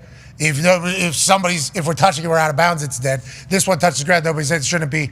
So I can see why he's upset, and all the things that the internet's conspiring about their Chiefs getting the refs call. Think about what Beane and the boys behind the scenes are going. They're kicking, I assume, every aggregated video of every call that has not been made or the Bills getting screwed. They've watched that in the building 1,000 times. Thank you. At least people are going to bat. Thank you for doing that. Brandon Beane had to rebuild the team. Josh Allen is going to have to rebuild a team again. They're going to have to go in and try to start at the bottom of the mountain to get all the way back to the AFC Championship next year. And I think we all believe in Bean and we all believe in Josh Allen. It stinks for Bills Mafia that you continue to have to go for this, but at least, like Peyton said, it happened at the end of the season as opposed to, or at the end of the playoffs as opposed to at the end of the regular season. Yeah, Josh is starting to get into that point now where, like, Rodgers was for a long time, where Mahomes is, where it's almost like no matter who they bring in receiver-wise, Josh is going to elevate them and make them much, much better. But you also have to wonder. Excuse me. Oh, no. I know, you just got a little swallowed a bug. Choked up. Yeah, getting choked Talked up. about old school football. Yeah. Exactly. And Brandon Bean having to. All the above. Yeah. But you have to wonder if they did bring in like a high-end wide receiver one, like how much that would help and just open up the entire offense, because the team was better overall, and maybe, like some of the stuff, like the locker room stuff with Diggs, like they kind of avoided that and didn't have to deal with that this year. But it's also no question, like if Diggs is out there, does he make that catch on third down? Not to throw, Dalton under the bus, but like they need a guy that when you absolutely like the Chiefs going out and getting who they traded for this year? D-Hop? Yeah, D-Hop. Like getting a guy who hey, 3rd and 8, like we can go to this guy. He's going to catch it. He's going to move the chains. Like I feel like the Bills still need a guy like that for Josh Allen, so he doesn't feel like he has to do everything on his own. Yeah, Kincaid was almost going to become that guy for them. I think they're still trying. Shakir became a great weapon for them and will continue to grow in that particular role. You lose wide receiver one, Stephon Diggs. They said it got better as a whole. And then obviously a conversation as soon as it's over is like, well, if you had a number one, and they're going to find things. You're going to find things to kind of throw at the rustic construction if you don't win a Super Bowl. That's certainly when it's getting brought back up. Yeah, also kind of not being talked about, like what happened to Amari Cooper? Like Amari Cooper, when he got traded to Buffalo, obviously was known as that guy, and kind of everything. Did he not play as much? Like, to be honest, I don't really remember him being on the field. Got the ball early, I think. Didn't he get targeted early on like a little quick? Yeah, but like it feels like he either never like got fully used to the offense or something, because he is that guy. Like he is someone you can rely on an every down basis. And we heard Saban talk about him. Like all the guy does is work. So it was just weird, kind of how they used him or how they didn't use him. And I wonder if there is more to that, just because like Mac Hollins kind of became their deep ball. He had the most touchdowns of the wide receiver room for the Buffalo Bills. The animal costume, he had a great catch. Yeah. He did. Who, Elmo, you mean? I think it was Animal. Was it Animal? I thought it was Sesame Street. Was it? Why did he go back on the field with the animal suit on after I saw that? Was that real? I don't like. How does he exit these games? Like Same way, just with his head down, just a little more Yeah, embarrassed. just last. Okay. Well, hey, I respect that he is who he is. I think it's like a TikTok gimmick, and he does a lot on there. Oh, no. Dressed in those costumes. No, they need to figure that one out. Yeah, they need to figure that one out. Hopefully the Bills are able to continue to be great with Josh Allen as quarterback. We assume that'll be the case. Mac Hollins, obviously a dog, walks around barefoot everywhere. Good for them. Only one team is going to be happy at the end of the year. Only one fan base is going to be able to say we had the best team in the league. So no matter when you lose, it's going to suck, and people are obviously going to throw, accusations on what you could have done better. Mm-hmm. Joining us now is a man who does his job perfectly. Senior NBA insider for ESPN, friend of the program, ladies and gentlemen, Shams Charania. Yeah, Tommy. Shami, we talked about the Buffalo Bills, and they made some decisions, and they felt like they had a better locker room culture, environment, team aspect of that all. That's a conversation around the NBA a lot. Where do we stand on the Jimmy Butler Miami Heat saga? Because I did see Jimmy Butler's card got declined because he was unemployed. That's right. Because he started suspension. So he's acknowledging that it's an interesting situation. Where do we sit currently with the Heat and Jimmy Butler? And how likely is it for him to be moved by February 6th? Yeah, he's definitely not unemployed. He might be unemployed right now because he's suspended. But between now and the February 6th NBA trade deadline, by the way, big week. You got WWE, you got Super Bowl week next week, and then the NBA trade deadline February 6th. Miami and Jimmy Butler, let's go. They have the same goal right now between now and next Thursday, and that's finding a trade for Butler out of Miami. They are in active conversation. And tonight, actually, on ESPN, I would call it the Jimmy Butler Bowl. I know we got the Super Bowl next weekend, but this might be the Jimmy Butler Bowl tonight between the Warriors and the Suns. they're both two of the teams that I would look at right now that are shaping up to be likely landing spots for Jimmy Butler. The Warriors, we know all season they've been trying to get a star player to go with Stephen Curry and Draymond Green. And now when you think about Jimmy Butler and the motivation that Miami has, I think a lot of people are looking at the Warriors right now in a potential situation. Do you strike right now with him? And we know Phoenix, we've been talking about Phoenix for the last month and a half, 2 months regarding Jimmy Butler. That pursuit remains strong. It might be a deal that takes 3, 4, 5 teams, but the Suns are trying every avenue to potentially get a deal done. He has been suspended indefinitely. I think, the Miami has done a little bit to kind of poke him, to an extent. You think about it, he comes back to the team after a 2-game suspension, shows up to their shoot-around earlier this week, and basically Eric Spoelstra, from what I'm told, in front of the entire team, tells Jimmy Butler, tells the rest of the roster that Jimmy Butler will be coming off the bench moving forward for the Heat this season, that Haywood Highsmith will be their starter. And from that point on, Jimmy Butler, I'm told, just exited stage right, stage left, whatever you want to call it. He left to shoot around, and that might be the last time Jimmy Butler is going to be around the Heat. But Miami wants shorter-term contracts. They want draft assets, and we'll see if they're going to be satisfied with that between now and Thursday. Boys, how we doing? Welcome to Shoot Around. As we all have talked about and agree, this guy sucks. And, you're not starting for us anymore. This guy's going to. You'll be coming off the bench. And where you're sitting on the bench, all the way at the end. Get away from everybody. We even want trainers, physical therapists, and security people separating you from the rest of the team. And if you get some minutes, you'll get some minutes. Okay, Jimmy, is that okay? No, it's not okay. What are you going to do? You going to leave? You going to leave? He walked right out. Pat, the last time Jimmy Butler played in a legitimate game, I think, he had 36 points, 19 rebounds, 10 assists. So Jimmy Butler can play. We haven't seen him play much for the Heat, though. The NBA is the greatest. Okay, let's talk and continue to talk trade deadline. Connor has a question for you. Yeah, Sean, a guy that kind of popped up this week, De'Aaron Fox. Allegedly, I believe you said, or maybe it was someone else said, that he wanted to go to San Antonio, possibly team up with Wemby. Is that still where we stand with Fox, or have there been other teams kind of sliding in there trying to get him? BC, De'Aaron Fox, from sources that I've heard around the league, he wants to play in San Antonio. That is his targeted preferred destination. He's a free agent in 2026. So theoretically, could the Kings just wait until the summer? Could they just wait until next season? Of course. But I think what we've seen here is the Kings getting out ahead of the inevitable and the inevitability of a trade around De'Aaron Fox happening in the summertime. And they are engaged in conversations.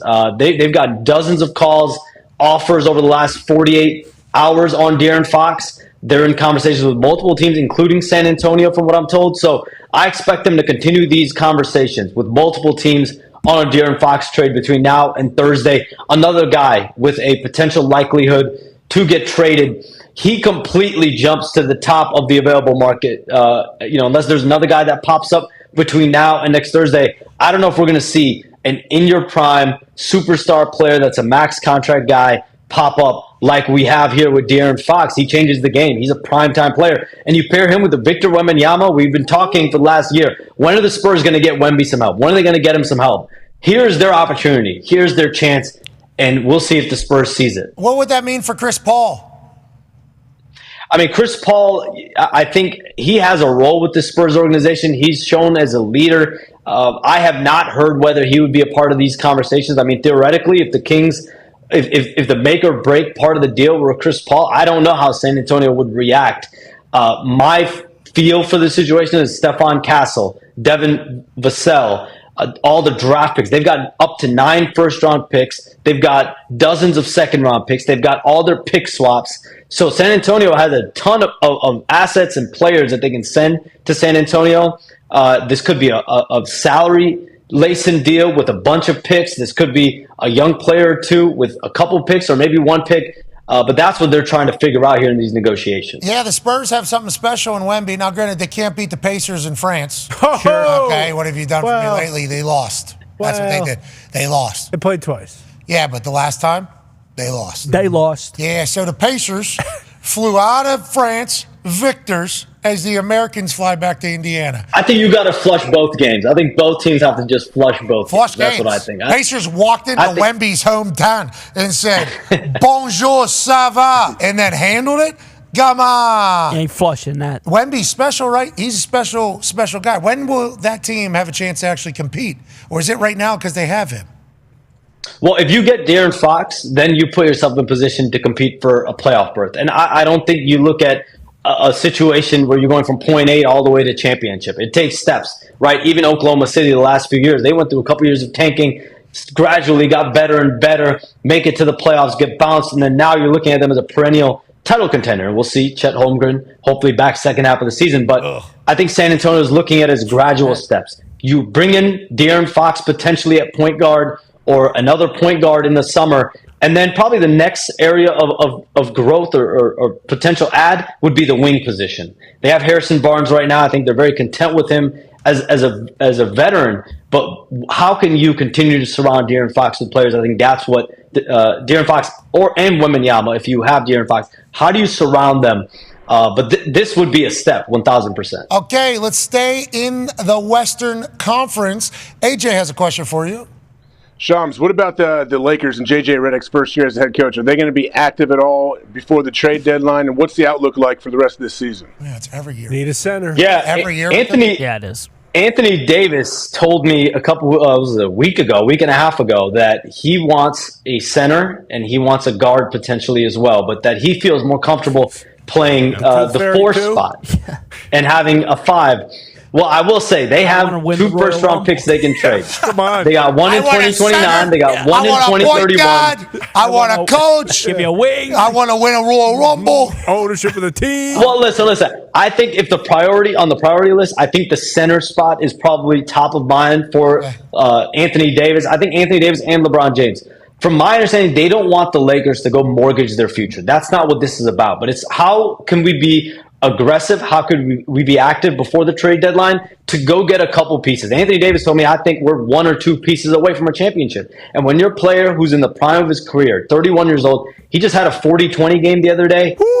He's going to be out some period of time next week. He's going to be reevaluated with an abdominal strain, which was a tough setback. But you get him back in the lineup before the All-Star break, and he obviously wants a center. We'll see if they'll be able to do it. But they have 2 first-round picks they can play with. They have some tradable contracts as well. So I do think the Lakers will be active. I think the Lakers are doing their due diligence right now. I think Rob Pelinka and that front office, they are trying to see what can they get in the market right now. I saw Bronny with a nasty and one. Are they thinking about trading Bronny, James? Are they thinking about maybe picking up a first round or any other pieces? Bag of balls.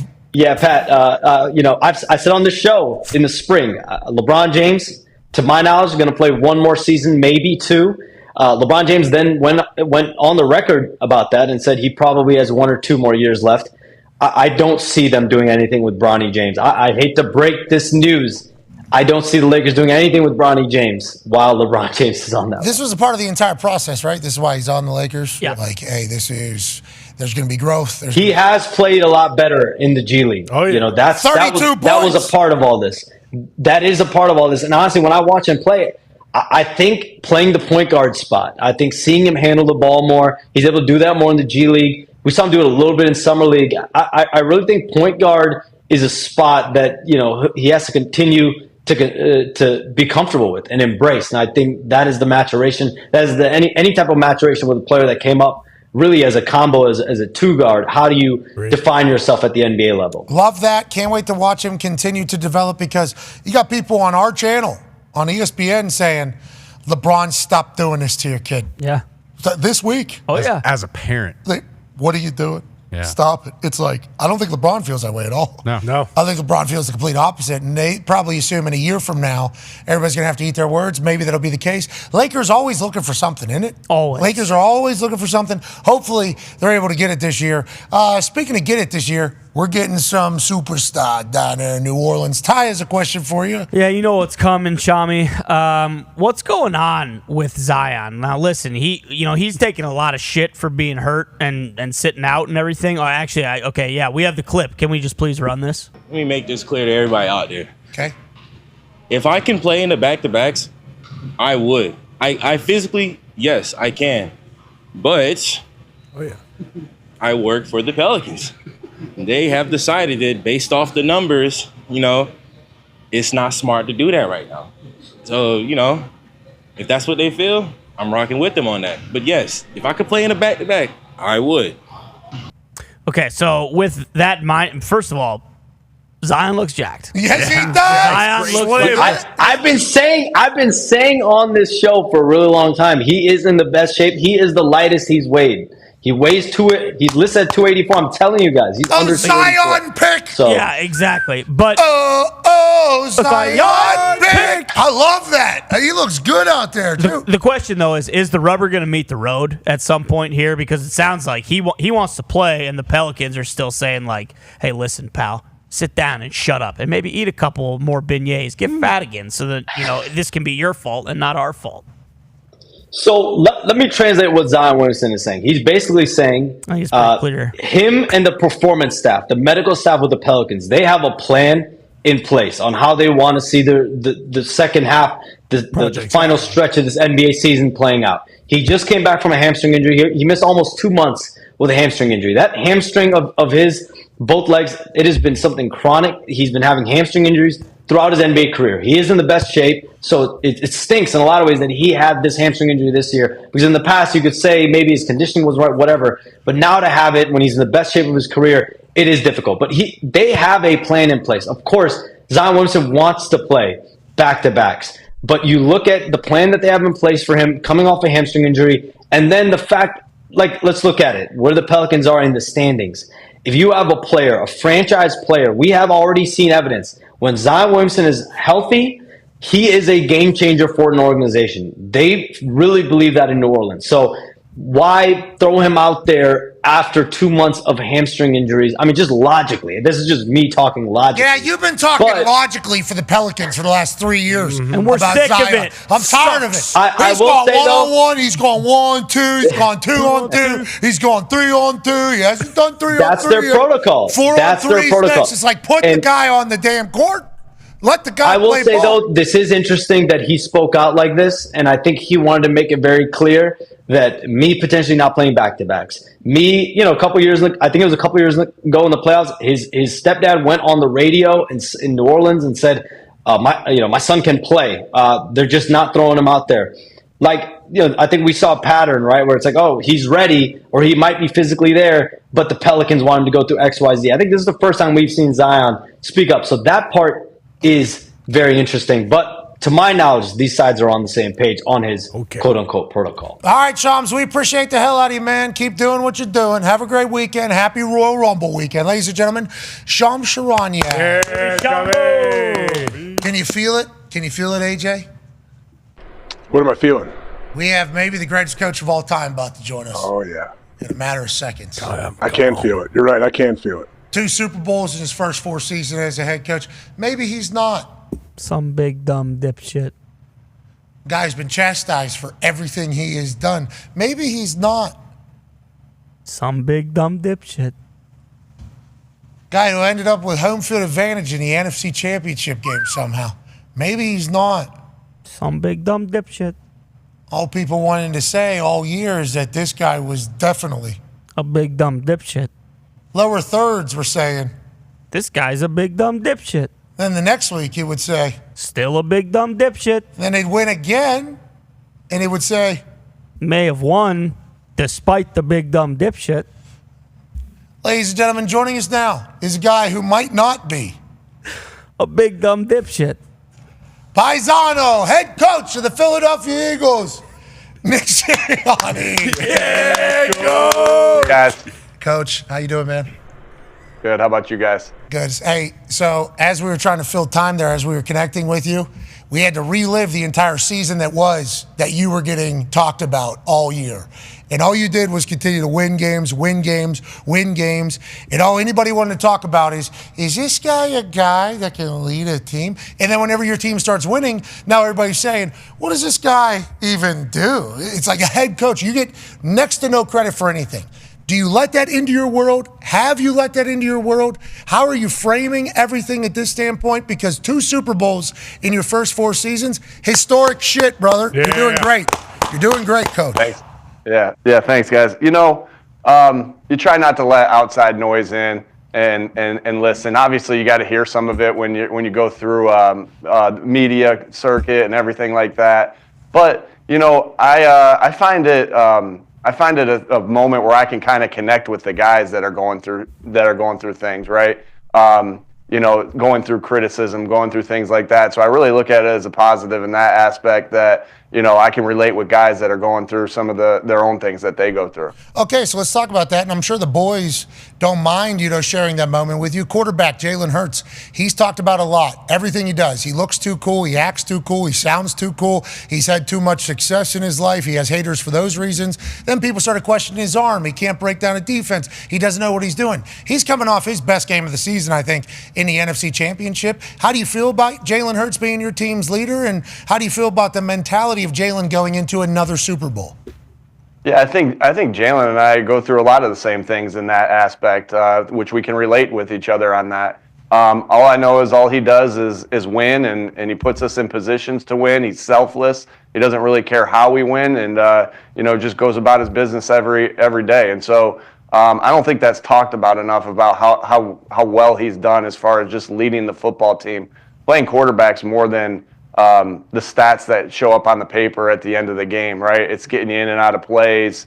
It's taking care of the football. It's making the right throws and the right reads, and then knowing the right time to run. But he's just been in complete control and comes to work every day, unfazed by anything.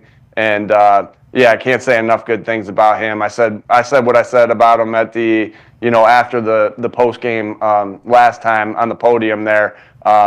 I just think he's a stud and wouldn't want anybody else leading this football team. He wins all the time. He also has to deal with another offensive coordinator in Kellen Moore this particular season. Kelly Moe, if you go back to whenever he was at Dallas, he was blamed as a guy who's a quarterback who wants to run up the numbers and throw the ball all over the place. This year, you guys get maybe the greatest free agent signing in the history of the NFL with Saquon Barkley. You have the best offensive line in the league, and he has been very comfortable relying on that, even though it got really loud. How has it been watching Kellen Moore work? How has it been knowing that your team is a run first, even though you have the ability to throw offense in 2025, which is very abnormal?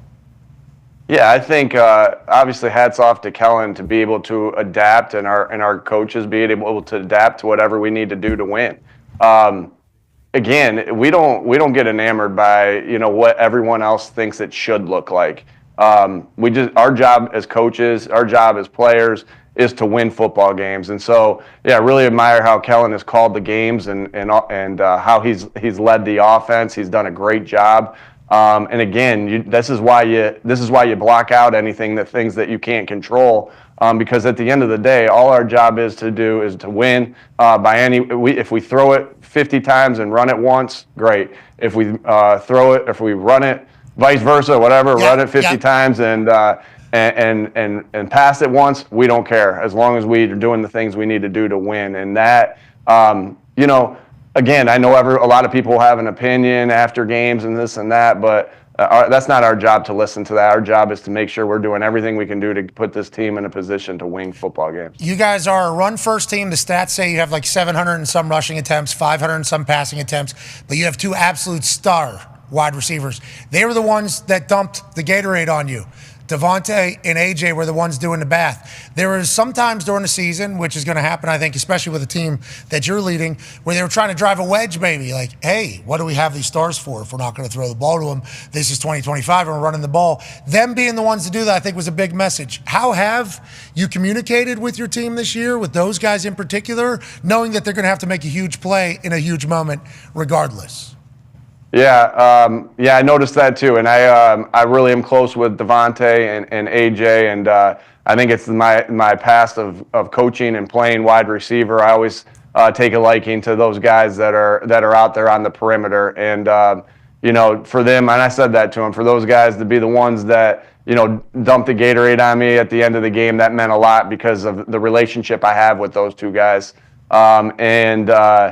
Yeah, they're studs, and how selfless they've been throughout the entire season, because they know they can take over games, and Jalen knows he can take over a game, and Saquon obviously can take over a game, and this is the way we've won, and the way games have played out, and if you watch the tape, when you watch the tape, right, you're seeing some of those Saquon runs. Like, I don't know, I saw some stat about Saquon having 7 runs over 60 yards, which is some sort of record. Well, that doesn't happen unless you get blocks downfield from the wide receivers, right? It gets past the first level with the offensive line and the tight ends and Jalen holding the backside. But those big ones turn into even bigger ones when those receivers are blocking down the field or running off down the field to run their man out of there.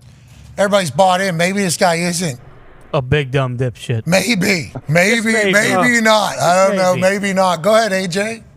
Coach, you guys brought in Vic Fangio as a defensive coordinator this year, and your defense is, like you said, when you watch the tape of these guys, it's fun to watch them attack the football and seem to be such disciplined tacklers and just a great defense at all 3 levels. What kind of confidence, I guess, has Vic Fangio brought to you and the rest of that team? Yeah, a ton of confidence. Just his experience. He's been an experienced coordinator in this NFL, a successful coordinator in the NFL for a long time. Decades, not years, decades. And so you have that's so comforting, on my end. And he just does a great job of calling the game, leading the defense. Can't say enough good things about him. And I think that exactly what you said. The first couple of things you said is I'm happy you talked about the tackling first, because I think we can get so enamored with, oh, look at this scheme and look at that scheme and look how this happens here. But at the end of the day, the truths of football, from when we played as little kids to high school to college to professional level, the truths of football is, did you tackle better than the other team? Did you block the struck better than the other team? Did you take away the football better than the other team? Did you protect the ball better than the other team? Did you catch the ball better than the other team? And did you block better on the offensive side than the other team? Like, that's where the big plays happen. That's where the explosive things happen that are set up by the fundamentals of the talented players that are playing the game. What did Coach Sirianni's dad say was the most important part of a team? O-line, D-line, Howie. So we talk about your O-line, your run game, your D-line. I mean, obviously you got dogs across the board. This Jalen Carter guy, he might be superhuman. They're talking like 98% of the snaps, and I know the rest of the group is great. Can you talk about that front and how important that is to the rest of the team? Yeah, like you said right there, you got to be in great. You guys know you got to be in great shape to play that percentage of plays. There's not a lot of defensive linemen that are playing that percentage of plays, and because the coaches will take them out if they feel like they're gassed a little bit to put them in. So we all see the film of what Jalen Carter can do, right, and all the things that he's shown. This is why we're talking about him right now. But the off the field things that he's worked so hard on to be in great, weighing what he's supposed to weigh, being in great shape, practicing his butt off, working on the fundamentals. I mean, you talk about a guy who knows how to take away the football. He's got a knack for taking away the football. And again, those some of the plays that you're seeing is him defeating blocks, getting off blocks, and then being able to take away a football. The way we kind of see. DBs take it away. The way, to be quite honest with you, is how he kind of comes after the ball. So can't say enough about Jalen and his work ethic to put himself in this position where he is playing 98%. And then, the D-line, as you guys know, has to work as one, right? It is such a, those guys have to be one, right? It's a group rush mentality. And I think our guys have really embraced not caring who gets what, group rush the quarterback however we need to make sure we're getting the pressure we need to get and letting the secondary do their thing in the back end. Everybody's all in. Maybe he isn't some. Big dumb dipshit. Maybe not. Brandon Graham tears his tricep week 12. We saw that you guys opened up the practice window yesterday for him, and obviously you don't want to give any competitive advantage away, but that would be a huge story if he was back for your team. I assume back in the building, active is already a big boost for the boys? Yeah, he's never really left. He's been here through the whole time, and he's been at every meeting, every practice. In here getting rehab to see if he could put himself in a position to be able to play again if we got to this point. And here we are. We'll see. we'll see. Had a good run yesterday, and we'll see where that goes. I don't know yet, but I know the guys and myself and the coaches are really excited to have him back because he's a great leader and a great teammate. You can't. I don't know if y'all have talked to BG, but you can't have a bad day when you talk to him. He's going to bring everybody up with him, and that's what you want from one of your captains. Oh yeah, he's all in. Maybe he isn't some big dumb dipshit. Maybe not. Maybe not. I mean, I don't know. Maybe that's the case. He did something that was massive for the turn of the season. Connor has a question. Yeah, Coach. After you won the NFC Championship, a lot of people were pointing back to the beginning of the season and said, "Hey, when this guy shaved his head, everything kind of came together. Maybe he has to do that every single year." Do you feel the same way about that? Was that some sort of kind of ritual for you in order to turn the team around? And did Big Dom shave your head? Is that who kind of put this whole thing together? If I felt that had anything to do, I'm the last person who's superstitious. And in fact, my superstition is to break everything that. What did I do last week? All right, I'm doing the opposite. Nice. And so, if I thought that was something that helped, I would definitely do it. But I don't think that it didn't really. I don't think that had any effect on anything. It's just I didn't. You know what? At that point, Fridays are the days we usually get haircuts here, and I had a busy Friday, and I did what I did. Yeah, you got to do what you got to do. Take it off. Mm-hmm. Hey, good shaped head. You got a good shaped head for the future if you end up losing that thing. If that thing becomes a convertible and then you just want to take it all off, I think you're in a good spot, Paisan. Now, obviously, we appreciate you taking time out of your schedule. Biggest game of the year. You've done it twice now. Ty has a question for you. Yeah, Coach, first and foremost, just keep winning, and you can just shove everything negative people say right back down their fucking throats. So they'll give you respect eventually. But I am curious, is there anything that you can take away from that first Super Bowl? I know, obviously, the rosters are different, but some of the key components are still the same. Is there anything you can take away from the first time you played the Chiefs in the Super Bowl to now that you think will set you up for, success this time around? That's a good question. And every time you go through a different style of game, you kind of look back and say, hey, what are the things we did well? What are the things we didn't do well? And I'm talking about the stuff off the field. And that, you do that with every game, every time you play. And what can we do better? And so that was definitely a conversation we had 2 years ago, and we got back. And there are some things that we're, without getting into them really, there are some things we're doing differently, based off some schedule things, some travel things. And, because at the end of the day, getting back to it, right? When we got to the playoffs, we talked about what's going to be important for the playoffs. You don't get to the playoffs. I'm talking in game now. You don't get to the playoffs or get to the Super Bowl and say, okay, here's what we're going to do now. It just doesn't. It doesn't work that way. You do the things you've done well. You try to continue to get better at your fundamentals, your tackling, your ball security, all those things that I mentioned. And you just try to get a little bit better, get little increments of getting better each day to put yourself in a position to succeed on Sunday. And so that's what we're doing. But there are definitely some schedule things that we tweaked and a couple travel things we tweaked as well. Coach Saban, whenever the coaches would call him before these playoff games, he would say at dinner and on game day, he'd be like, if there was a better way to do things, shouldn't we be doing that every week? Don't you think? Don't you think we should maybe do that at the beginning of the season? Then we kind of have it all. Scheduling, though, itinerary for Super Bowl, vastly different. And dealing with all the bullshit that comes with the Super Bowl. $10,547 average resale ticket price right now. It's going to be a zoo down there, Coach Sirianni. Last question here for you from AJ. Coach, a little on the lighter side, what have you got your ticket situation all settled? Do you have your family and everyone all on board? This is obviously not your first rodeo, so you understand, but have you gotten that squared away yet? Yeah, we tried to take care of everything early in the week, and then what I said to the guys, again, I'm big and if I'm saying something to the guys, then I better be doing it myself. And so early in the week we had to get everything taken care of, and then if you have to do anything past Wednesday, you pass that thing on to your wife. You pass that thing on to your girlfriend. You pass whatever you need on to your mom. You pass it on to the people in this building. All our mindset should be is focused completely on the game. And if I'm telling them that at all times, and I'm scurrying around trying to get a ticket for my buddy, then I'm full of shit. So I'm not doing that right now. I've passed all that on. And, they're handling it now. Last question for me, and I know you're very busy. Once again, thank you for the time. You guys are like favorite. You're underdogs in the game by 1.5 points, but America's like pulling for you. This is very abnormal for, I think, Philadelphia Eagles and for a Nick Sirianni-led team. Have you told the boys? Have you talked about it? They're saying, like, the percentage of tickets sold, Pennsylvania, Philadelphia. Yep. The percentage of bets, Philadelphia. Like, it is... The world's kind of rallying around you right now because you're going against the Chiefs, obviously. Have you talked about that with the boys, and does it feel weird? Because that's never the case for you guys.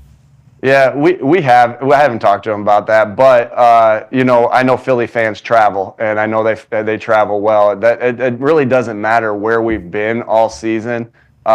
We've had so many fans there, so just because it's the Super Bowl, I wasn't expecting anything different. So it's going to be exciting to have our fans there, making sure it's loud in that game for the Chiefs to be able to handle. And so that doesn't surprise me one bit. As far as about being the favorite, I don't know. We don't care about that. We don't care about that. Sometimes you like being in the underdog. So we'll just pretend we're the underdog. Well, you are by 1.5 points, but America's pulling hard for you. So good luck. We appreciate you. We'll see you down in New Orleans, Coach. All right, guys. Thanks for having me on. Ladies and gentlemen, a guy who might not be a big dumb dipshit, Coach Sirianni. He's the man. Yeah, he is. The man. He's the absolute. Every time we said that, his face was over here, just like because he would like to. Oh yeah, he would like to say this. I think like I assume he watches Coach Sirianni, and there's some things he's like, oh, okay. I wouldn't say that. Okay, that is not how I feel. Then there's some things you're saying. He's like, thank you, somebody. Yeah. Somebody saying it. The guy is a damn good ball coach, and his team's all in around him. He's talking about Jalen Carter. There's questions, is this guy going to be able to commit full-time to being a professional? It's like, why is he all in? Devontae Smith, A.J. Brown, they talk about the pass game needs to get fixed. Oh, they're trying to splinter. They're going to be fractured. It's like they're the ones dumping the Gatorade bath on Nick Sirianni. It's like, well, how do you think he manages relationships? How do you think he gets everybody? That's a head coach's job. Yep. He's done a great job creating a culture. Speaking of a culture, ladies and gentlemen, a man that oozes aura. He's looking to win the Royal Rumble, to main event WrestleMania for the first time in his career. Ladies and gentlemen, the Second City Saint, CM Punk. Okay! Wow! What an honor! What an honor! Oh, shit! Hell yeah. Yes. Clap it up, Hawk. Yep. Clap it up, Hawk. Come on, Hawk. Clap it up! I don't know. Gucci? Yeah, it's got a little velour on it. Bruce. Cult of personality. Oh, did you know I was coming with your little Stanley Cup? Chicago has had one of those in a long time. I mean, we won 3 in 10 years, so we're paying the bill right now still. Brother, you're talking to a Penguins fan. Yeah. We are in a terrible position of it all. Good. Hey, welcome to Indianapolis. Thank you. Happy Royal Thank you for Rumble having me. Eve. Happy Royal Rumble Eve. Thank you for making time to stop by. How do you feel? How's the body? You look like you're in the best shape of your life. I've said it a couple times whenever you come out on Monday Night Raw. Do you feel like you're in the best shape of your life? And how do you feel going into tomorrow? I think I was in the best shape of my life when I was like 26. Makes sense. Science. When I set out to get this job, I'm just going to bust my ass so hard that they're not going to be able to deny me. I was probably maybe in a little bit better shape back then. But yeah, but you look good. I feel good too. Yeah, I do. What's planned for Royal Rumble tomorrow? Beat everybody, win all the belts, make all the money. Boom! That's what I'm talking about. Everything. Everything across the board. What did you learn from last year? Obviously got injured. That's no fun. Yeah. Drew McIntyre danced on your grave afterwards, everything like that. Do you take anything from last year's Royal Rumble? Do you take anything from this last year's voyage to this moment that can obviously change everything? Yeah, absolutely. I think sometimes we fly so close to the sun and you fall and you realize that me tearing my tricep in the Rumble wound up being like a huge gift because look what we did with it. To me, I've done the best work of my career when everyone else is maybe assuming that I'm like winding down. I feel like it's cliche. I'm just getting started. you know, and I draw inspiration from like a great many different sources, but like I felt like that was a moment where I could be inspiring to myself, you know what I mean? Like I could turn the worst thing that's ever happened to me, you know, like this big return and this we're gonna, you know, rocket ship, and you know, and it all got halted in the blink of an eye. So what I learned from that is, you know, the hell with it, like nose to the grindstone, bust your ass, like come back better, stronger, and you know, I think I did the best stuff of my career in the last year. Yeah, it's been fun to watch. It's been fun to have a front row seat to watch you work and do your thing. And I'll say, I made this up, #StatThat. I think your name chanted the most in the history of any name in arenas. You know, because even for 10 years, whenever you weren't around, your name was getting chanted in every arena, basically every single night. Yeah. Now, every arena, every single night, 3 syllables, one name, CM Punk, getting that's chanted you. everywhere. You started that. Is that a lot of pressure? Is that a lot of pressure to live up to the hype, knowing that every city is eagerly awaiting your arrival? I think it is, but I love it. Like there's still a huge part of me that's just like, oh yeah, they remember me. That's strange. That's weird.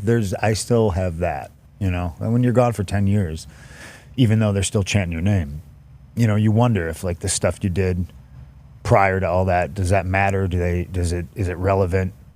Did I resonate? Did I do, you know, like, and we're in the business of making people feel something. So I obviously made people feel something. Yeah, you certainly did. And then when other superstars are in the ring and your name's getting chanted, I don't want to say I can see just joy being sucked out of their bodies. No, say it. Yeah, they hate it. They hate it. And for the longest time, you know, like it's probably honestly why a lot of them don't like me, is because they were here holding it down for so long, and they're just like, every time we go out there and we're busting our ass and they're chanting for some guy who's not even here. Like that's gotta suck, man. That's disheartening. That's been talked about a lot. You're the guy that left. Every single promo that you get into with somebody. There's a bunch of sensitive folk around. Yeah, they always say that. But I mean, that is the reason why they're saying that is because that is like, you know, I mean, there's a lot of context that needs to be added to the entire conversation. But Sure. certainly we're not there for a bit. You come back. Feels like you're back at home, though? Yeah.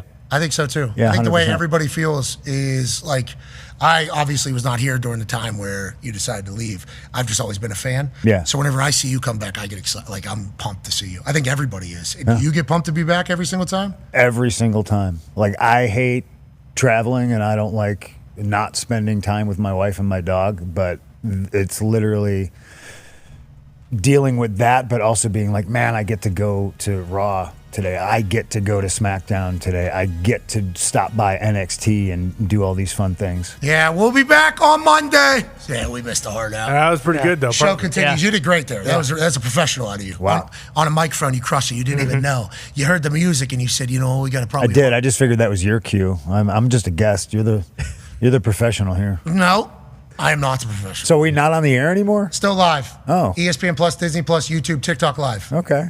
I would say this is more people are watching this. More people have seen TVs that have the ESPN on. You know, it's kind of the interesting thing. Every airport has ESPN on. Yeah. Every cafe has ESPN on. Fascinating. You know, all the restaurants.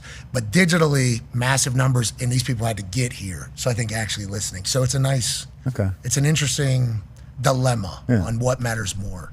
In my eyes, it's the digital team, but we come from the internet. You know, so it's a little different era. Uh-huh. Does that make sense? No. All right. I don't understand the internet, really. I don't. You run the internet. Yeah, I don't. I understand you. Are you on there? How much are you on there? I just have Instagram so I can look at dogs. Do you read comments? No. You ever get on X? Never get on X? No. Never read mentions on X? Can't do it. I stopped because of all of that. Like, that's too much. When did you stop doing that? I mean, 2-3 years ago, I think. Life much better? Yeah. Not having to hear it. No, just drop out. Like, why do I need to hear a bunch of people who don't like me say what they think about me? Why do I care? Dude, yeah, I read that all the time. It's It's a lot. It'd be so cool. It's not as fun. It'd be so cool not to read it.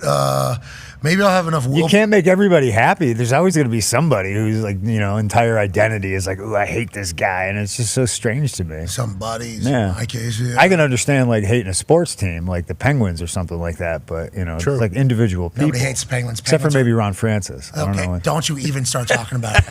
And if you want to get into Yarmer Yager, Ron Francis, Mario Lemieux, Ken Reggett, the entire crew back then, okay, Tommy Barrasso, goal used to stand on his damn head. Okay, if you want to get into the greats, we can certainly do that. And if you want to get into the next iteration of our team, we were great then as well. Blackhawks, you guys are good. Oh! The first monetary bet I made in my entire life was, I think it was like in the 5th grade, whenever the Hawks and the Penguins were in the finals. And I bet this kid $5. I was like, the Hawks are going to win. And we got swept. Yeah, of course. So I hate Ron Francis to this day for $5. Ron Francis is a dog. Ron Francis is an absolute dog. All right, let's talk about Chicago sports. Connor has a question for you. Yeah, you probably didn't see it then, but when you were on Netflix on Christmas and you said that the Bears had to sell the team in order to turn it around, that went huge. Huge. Yeah. People loved it. People were, kind of singing your praises about it. How do you feel now with Ben Johnson kind of at the helm? He turned his back on Detroit and now he's all in on Chicago. Do you feel like the Bears are finally going to make a little run at this thing with Caleb Williams? No. I feel like I feel like it's Groundhog Day. We've been here before. Lovie Smith. Oh, we're gonna get this great coach. He's gonna right the ship. He's gonna correct everything. No, like the Blackhawks in the 2010s were the model for all these teams that actually want to win. If you want to win, look at what the Hawks did. Unfortunately, Bill Wirtz had to die for things to change. But you got to get rid of the McCaskies. I'll buy the team. I'll offer right now $100. Okay. Wow. There we go. RG3 was doing something like this when Washington was up for sale. I will buy the team, and I will be a responsible owner that doesn't care about where they play or what cut of the concessions we get, or who owns the stadium. I just want to win. That's kind of your thing. That has been your thing. Yeah. About doing right. You don't care about the bottom line. That's I'm a sports fan, and I'm a Chicago sports fan. So it's been a painful life and a painful existence. But it's just like you look at all these other sports franchises, the ones that just want to win, you win. You do what it takes to win. And I understand there's politics and people's feelings get involved, and there's big money deals and all these things got to go on. But if you're an owner, and power, if you're an owner, power. Come on, the '85 Bears should have been a dynasty, and we weren't because of feelings and politics and all that other BS. And do you think because you're from Chicago, it has helped create you as the guy who is going to be the one that's going to say something when nobody else will say something? Why do you think you're that person? I definitely think I'm a product of my environment, so that probably has something to do with it. And it just in my old age, I've just tried to bite my tongue a little bit more. Why? Just because I just don't. You don't need to fight every war. I don't want to deal with people. I think. Yeah. I don't want to engage. No reason to fight everything. No, you tell me 4 + 4 = 5. I'll just go. Yeah, all right. You're right. Fair. Yeah. I don't know how you got there. Just cross you off the Christmas list. All right.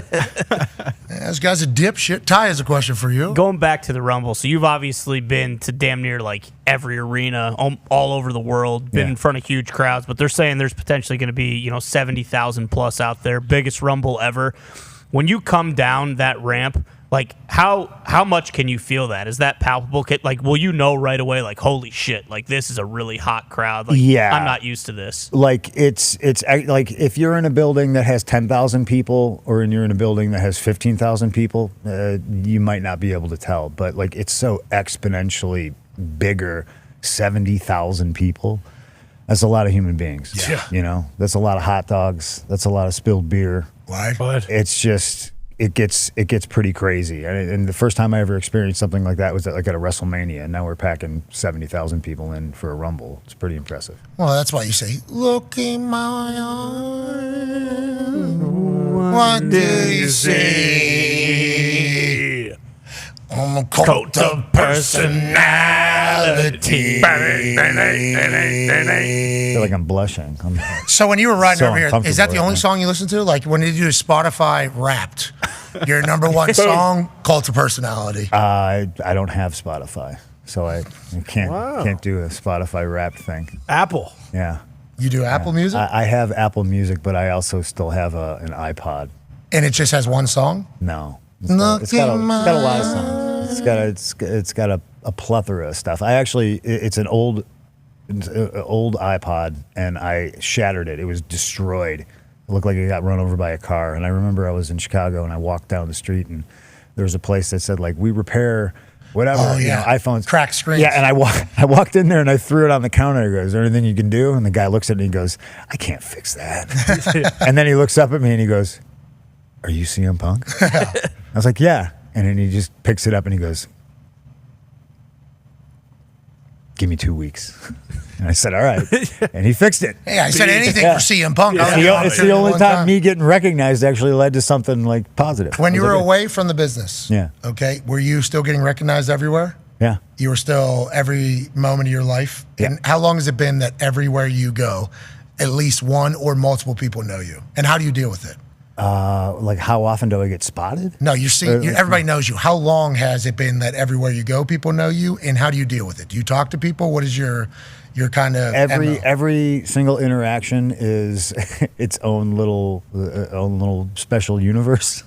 It all depends. Like if I'm at an airport, chances are, unless you're super polite, like you're not gonna be able to get my attention because my job is I'm trying to get somewhere. You know what I mean? Yeah. Like glasses, headphones. No, I just the earbuds. Hat, whatever. Hair looks very good. Yeah, clean. Yeah, thank you. My hair plugs are holding up. Yeah. That's what they're saying on the internet? I think so, yeah. I think it looks good. Yeah. Great. I think it looks very good. I'm the greatest professional wrestler of all time. I've made people so angry that I've tricked them into thinking I got fake hair or something like that. You are the best in the world. The best in the world. Maybe that is a part of the gimmick. I love seeing people. I love great fan interactions. And a lot of the times the best ones are just like walking down the street and somebody's like, yo, Punk, big fan, fist bump. Like, that's amazing to me. Like, but if I'm walking my dog, I have learned I have to set boundaries. Like, because my dog's going to try to bite you if you get close to me. Yeah, protect. And people get wild in the streets. But I get it too. Like I just met Tina Fey for the first time the other day. And, how was that? You know what I mean? Like I was just like so thrilled, and I was just thinking I'm gonna be murdered by my wife if I go home and I tell her like, yeah, I was in a room with Tina Fey and I didn't say anything. So I like hunch my shoulders and I try to look smaller than I am, and I walk over and I was like, excuse me, Miss Tina Fey. Like I'm a really big fan, and and she was nice as pie. It was great. So you marked out a little bit for Tina. Oh, 100%. Hell yeah. Why wouldn't you? Yeah, absolutely. Yeah, absolutely. You don't have too much ego to mark out for Tina Fey. And I will be very contrarian now, and I'll say, like, fans, if you see people, like, yeah, you have to, I understand, like, you have to take your shot, but, like, also, like, if you recognize the situation we're in, like, oh, he's over there eating, like, maybe we shouldn't. Read the room. Yeah. You know what I mean? Yeah. So when you look back on your career, obviously everybody thinks about the pipe bomb being the big moment. Yeah. Do you have a favorite Mount Rushmore moments of CM Punk's career? Do you think about that ever? Do you do a lot of reminiscing on everything you've accomplished? Because you said greatest professional wrestler of all time, best in the world. They changed your name for 10 years whenever you weren't around for good reason. You've been there, done that with a lot of things. Do you have like many moments you look back on, or are you like in the moment move forward? No, I've been super fortunate to like have this long career. Like I think there's a lot of, even some of my devout fans don't realize like how long I've been around, how long I've been doing this. So it's always cool to see, you've made a new fan by coming back, but then there's people who, talk about this. And like, to me, my favorite moments are the ones that most people have probably never seen. They probably never will see. As far as stuff that's been like on TV and with WWE. What, you're talking house shows and behind the scenes? Just house show stuff when I was on the indies, like getting to work with like legends like Terry Funk, Eddie Guerrero, Tracy Smothers, like all the people that wound up being so nice to me when I thought that they were just, like not necessarily they were going to be dicks to me or anything like that, but just like they didn't have to be as gracious to me as they were, like, so like that, I guess, kind of being accepted by like this group of old school guys. Like Dusty always loved me. Harley Race loved me. I can tell stories about being on Harley's boat. Like, might actually get us kicked off ESPN. No, we're on the internet. Yeah, we've pushed it already. Yeah, we've attempted to do it all. So you think as you were breaking in, as you were coming up, all the OGs welcoming you into their world and their fraternity was a massive piece for you? Oh, that's the coolest thing I've ever done. Because when I was a kid, like, 1993, my first year of high school, like I tried out for the football team. I tried out for the wrestling team because I knew I wanted to do something. I just didn't know what it was. And both times, like I made the teams, but it was still very much like a jocks versus punk rockers kind of situation where I was from. And I had like a purple Liberty Spike mohawk. And the coach was like, you got to cut your hair. And I was like, oh, well, fuck you. Yeah. Punk rock, yeah. I was much more interested in being the opinionated punk rock kid. I was like, I can't cut my hair, and all the jocks would, call me names and slurs and all kinds of 1993. Some hard F's, Yeah. We've been around jocks. Sure. So it was always, I just kind of always like assumed that like that's the way everything was going to go. Like this weird, odd punk rock kid with a big mouth wasn't going to get accepted into this, this man's world. Yeah. Well, they love you. I was pleasantly surprised.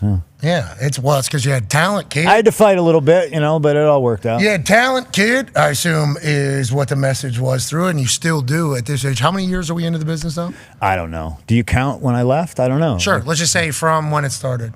God, I mean, I'm going to write a book someday, and I don't know when. I'm just going to tell the story. So, like in '93. I started rolling around in backyards with my friends. Trampolines? No. No trampoline. No, we weren't that smart. We also weren't that rich. We had no trampoline. We just used the ground, and then we would maybe one year we borrowed some materials from various construction sites in and around Chicagoland area, and built a ring. And at about 96, 97, I went and. I think we bought a wrestling ring, bought like an old wrestling ring from some guy in Texas, and started running shows, and we were very outlaw, as our friend Jim Cornette would say. And I think around like 90, 98, 99, I went and I was introduced that there was a wrestling school, and I was like, "Oh, you actually have to learn how to do this?" Yeah, interesting. Throw the ring together.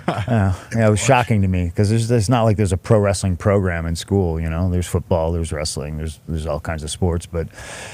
Yeah, and then the rest is history. They beat the crap out of me for being a backyard kid, and I earned my my stripes. So it was like your whole life, pretty much, that you've been doing this, at least since you have. It makes me feel old, man. Adult memories, but then you disappear. How many times did you just want to get back in the ring? I assume that's a real thing that happened whenever you weren't around. When I was out, no, I was out and I was out, man. Oh, there was no yearning or missing. No, like because of how it ended. I think definitely because of how it ended, it just really didn't seem like there was even an avenue. And I'm a guy that's not going to dwell on, anything from the past. I'm just going to keep moving forward, and that's what I did. Okay. Yeah. I didn't know if there was a CM Punk chant that happened, and you're like, man, it would be nice to maybe get back in there.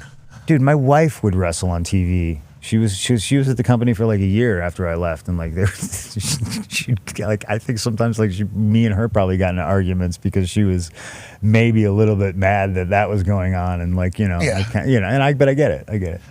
Speaking of your wife, hot topic for Royal Rumble weekend. Whoa! You've been dropping clues. No, there's no clues. No, I've heard them. I've heard them all. All right.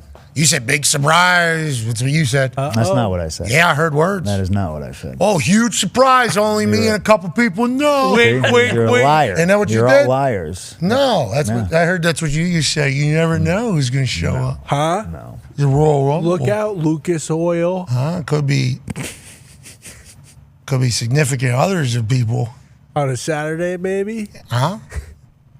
She's at home watching Larry. Chicago's very close. No. Today's Friday, though. Yeah. Rumble's on what day? Saturday.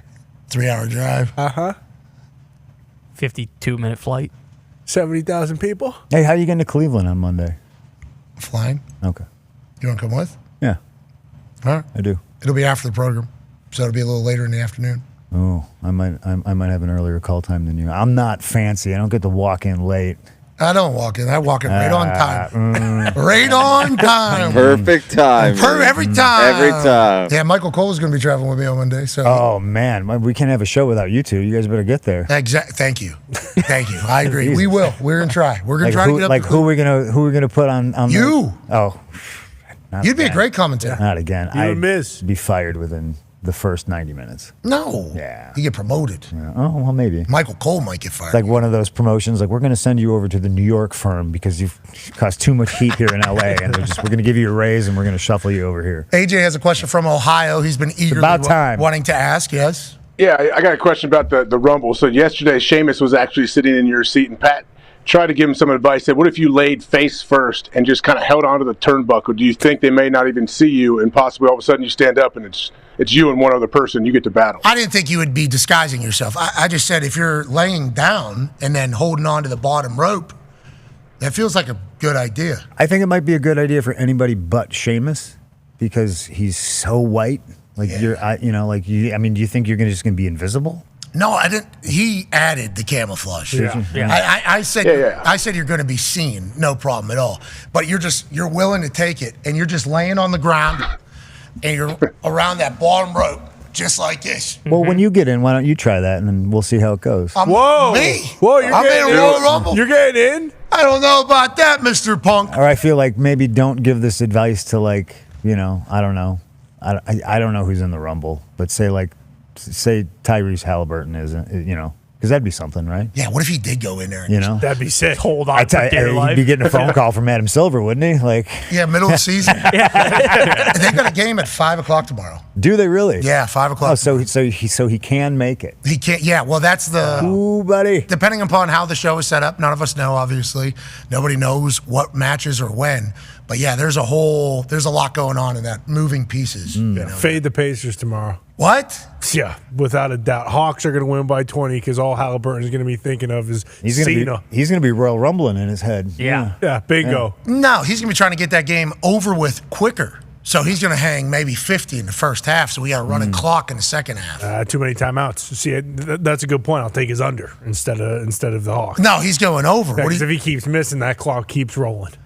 No, he's going to make every shot. Oh, I don't know. And then he's going to go in there and he's going to hang on the bottom rope. And when somebody does it, I want to let you know, we told you. We told you about the idea. You want to go main event WrestleMania or not? Hang on to that bottom rope. I mean, it'll probably work for a little bit, and then you're just going to get stomped in the face. So what? You go unconscious. What, are they going to lift your carcass up? Yeah. Yeah, they will, actually. Yeah, they will. That could happen. All right. Final, like tonight. Yep. What will be? What is tonight? Today is SmackDown, Friday. right? Yeah, Friday Night SmackDown. Going to be great. So I'm shot. I flew in on a red eye, and I'm just, Brother, me too. Haven't had my coffee yet today. You want this one? You want a Mountain Dew? We got some Mountain Dews. No, thank you. Sure. All right. I'm good. All right. We got Diet Dew too. It's a Dew Zero. And did you see we got 4 pallets of Gatorade Glacier Free Zero? If Nice. you want on the way out, That stuff's delicious. that is the best. Yeah, showed up on an 18-wheeler. You want an ice cold real American beer? That's right. I certainly do not. Wow, that's certainly a bad call. Who asked me? that? That's in the back. Was That's in the back row back there. Yeah. I was like, who's the voice of God? Yeah. Why would you ask me that? Well, because we heard what you said. Now wake you up quick. We So heard it's not the he's straight edge thing that we're going to offer him a beer. It's just because we got some weed too, don't we? I mean, Yeah. Big note of that too. We don't have it, by the way. It's Indiana. We would never. Yeah. We're just joking. We would never have that. Just joking. That would never be. That was just a skunk outside that I smelled. Yeah. A lot of skunks here in Indiana. Skunks back again. Yeah. You said if Hulk Hogan got his old ass in the Rumble, you throw his dusty ass over the top rope tonight when you go to bed. Night before the Royal Rumble. You win the Royal Rumble, main event of WrestleMania. I know that is something that everybody holds over CM Punk's. Yeah. They really do. Tonight, what is the last thoughts? And then whenever you're heading in, walking down the ramp to join the Royal Rumble, what will you be thinking? What will you be saying? So Rumble is the 1st of February. That is going to be exactly 365 days from my surgery on my elbow. So I'm going to be thinking a lot about that. Try not to dwell on it because, I don't want to live in that negative headspace. Because anything could go wrong at any time, like a skylight could fall on me right now. And, it could be all over with. But it could. Why'd you add look. It's on my list of fears. See, now you're paranoid because of all the skunks now. It's okay. No, it calms me down, actually, the skunks. Every time I lace up my boots and I'm in front of a crowd, even if it's just like, microphone, I got my Hokas on or some Jordans or whatever, like I am so beyond, like I'm overly to like a cheesy point, like so grateful for every single experience. You know, getting to come back and kind of proving myself right this last year and just doing box office stuff and having fun while doing it. I'm on top of the world. So like, you know, when I'm walking into the Rumble, like I feel like I'm the luckiest kid in the world. You know, that's what's going to be going through my head in there. And then when I get in there, I'm just going to start punching people in the face and throw them all over the top rope. And oh, yeah. Hell yeah. It's going to be fun. Yeah, and attitude of gratitude is a beautiful thing. Yeah. And then whenever you get in that ring, maybe you say, look in my eyes, what do you see? AJ's the only one not singing. Well, that's the problem. He doesn't participate? No, never. It doesn't, Mr. Punk. He'll be like, oh, well, there's a lag in between. Bingo. That is what he said. Yeah. We knew you were smart. We knew you were smart, Punk. There is a little bit of a delay. I would ruin the whole thing. No, that is It would. that's his excuse every time. Yeah, I think when it comes to singing, it might be right. No, he's not. He just doesn't want to participate. Wiz Khalifa told him put his hands up. Put your hands up. He was 2 feet away from him, and he looked at Wiz Khalifa and he said, "How about this? Hands in his pocket." Everybody else in there is Spit doing on the one of ground. these. He Yeah. says, "I'm not your puppet." That's what he says. All right, well, That's why he's a big CM Punk fan. you got to respect that. Yeah. We have one of your biggest fans here, actually. He's a 355-pound Yes, D-Bone. D3 national champion. Oh, no. D-Bone! He looks good. He's been doing the Celtic workouts. 355? Yeah, he's been... He's here. Hurry up. Did you get a He's chance to not say hello to 350, Mr. by the Punk? way. I met him when I walked in. 4. Did he mark out? I don't think so. When he found out you were going to be on the show, Playing it cool right now. It was he got a little bit of a zipper burn. Yeah, he's Oh. tucking it right now. You know what I'm talking about? Yeah. Do you have any words of advice for CM Punk, the man that you would like to see win the Royal Rumble tomorrow? No, man, just go kick some ass. Do what you do. That's right. I'll do the best I can. That's all I can. As a D3 national champion football player. For where? North Central College in Naperville. Okay. Oh, wow. Biggest Oh, yeah. Cena You mark did in say- the You world. did say, really? Okay. No, well, so there's a little bit of a conflicting thing here. CM Punk, look in my eyes, what do you see? But he will every once in a while. You can't see me. So, like, that's the thing. So, Thanks. yeah. How do you feel about Mr. Cena? I love him to death. I feel spoiled that I get to witness whatever journey he's about to embark on. I think it's exciting. I selfishly am looking forward to Saturday. Hopefully, there's a moment where me and him I think everybody's can have a moment, you know. But it's just there's so many guys, so many bodies. I don't know if it's in the cards, but we'll see. You did a wink, wink, nod, nod to him 2 weeks ago, maybe during a promo, or 3 weeks ago during a promo, about him having his last time is now and his run and who he's going to go with and yada, yada, yada, everything like that. The world obviously exploded just at the thought of it. He certainly Oh, yeah. Yeah, he exploded just even thinking about it. All over. He's special, though, man. There's a lot of those guys. You're obviously talked about in that same era as those legends, and I assume you don't view yourself as that. But there's a lot of legends in the WWE right now, and obviously it's at an all-time high. Cena coming back, Rock coming back. Obviously, you guys had a moment at the Vegas press conference last year, which I enjoyed. I mean, you talk about legends. You talk about me being just stoked at where I'm at and like just grateful and enjoying myself. What was it? It was Raw. Was it Raw? I think it was Raw. Where were we at Monday? We were in Atlanta. Yes, we were in Atlanta, and I remember I like walked into one of the locker rooms or something like that, and there's Rey Mysterio. Yeah, you know what I mean. And I just like every time I see Rey, it could be like an old guy thing because every time I see Rey or every time I see Truth, like in the hallway, we all just look at each other and we just like grab each other and just give each other a big hug, like, hey man, like look at us, this is crazy. Can you believe this? Because I've known those guys. Not just doing it. Killing it. I think I wrestled Ray 2001. Maybe I've known him a quarter of a century. You know, Truth, same thing. Like, you know, I knew him when I was doing Wednesday night TNA pay-per-views at Nashville Fairgrounds. Like, so there's a bunch of us that it's cool to look around and kind of go, hey man, look at us. Yeah, we're still here. We're still doing it too. Yeah, like, absolutely. And you talked about, you know, you created your own promotion there in Chicago in high school as a punk rock kid. You had some Ring of Honor times. Yep. Obviously, you just mentioned TNA there. We don't have to get into the drama at the Elite place. Yeah. But how do you feel about TNA, WWE working together? It feels like the forbidden door that there had been for a long time is much more open now with Mr. H in charge, I think. Is it for the good of wrestling? I think he's receptive to other people's ideas, whereas maybe, Vince wasn't. Like he was like, I'm the boss, we're doing this, and this is how we're doing it. And that's great. Like, if you run a company, you need somebody who is the yes and no man and the final say. But I think Triple H thinks he's surrounded, and oftentimes is, by a lot of really, really genius wrestling minds. And if he has an idea or sees something one way, like he'll look at Michael Hayes and be like, what do you think? Legend. He'll turn and he'll The boys are look back at in Paul town. Heyman. And these are people who have bona fide resumes. They have literally done everything you possibly could do in the sport, and I think their voices should be heard. Not a lot of time, everybody's going to have this dynamite idea, but I think the best idea always wins in today's WWE. Yeah, I think it's awesome. Everybody's happy too. Yeah. Feels like the vibes are immaculate. Yeah, every time. I actually don't like talking about that, and because it sounds stupid to say.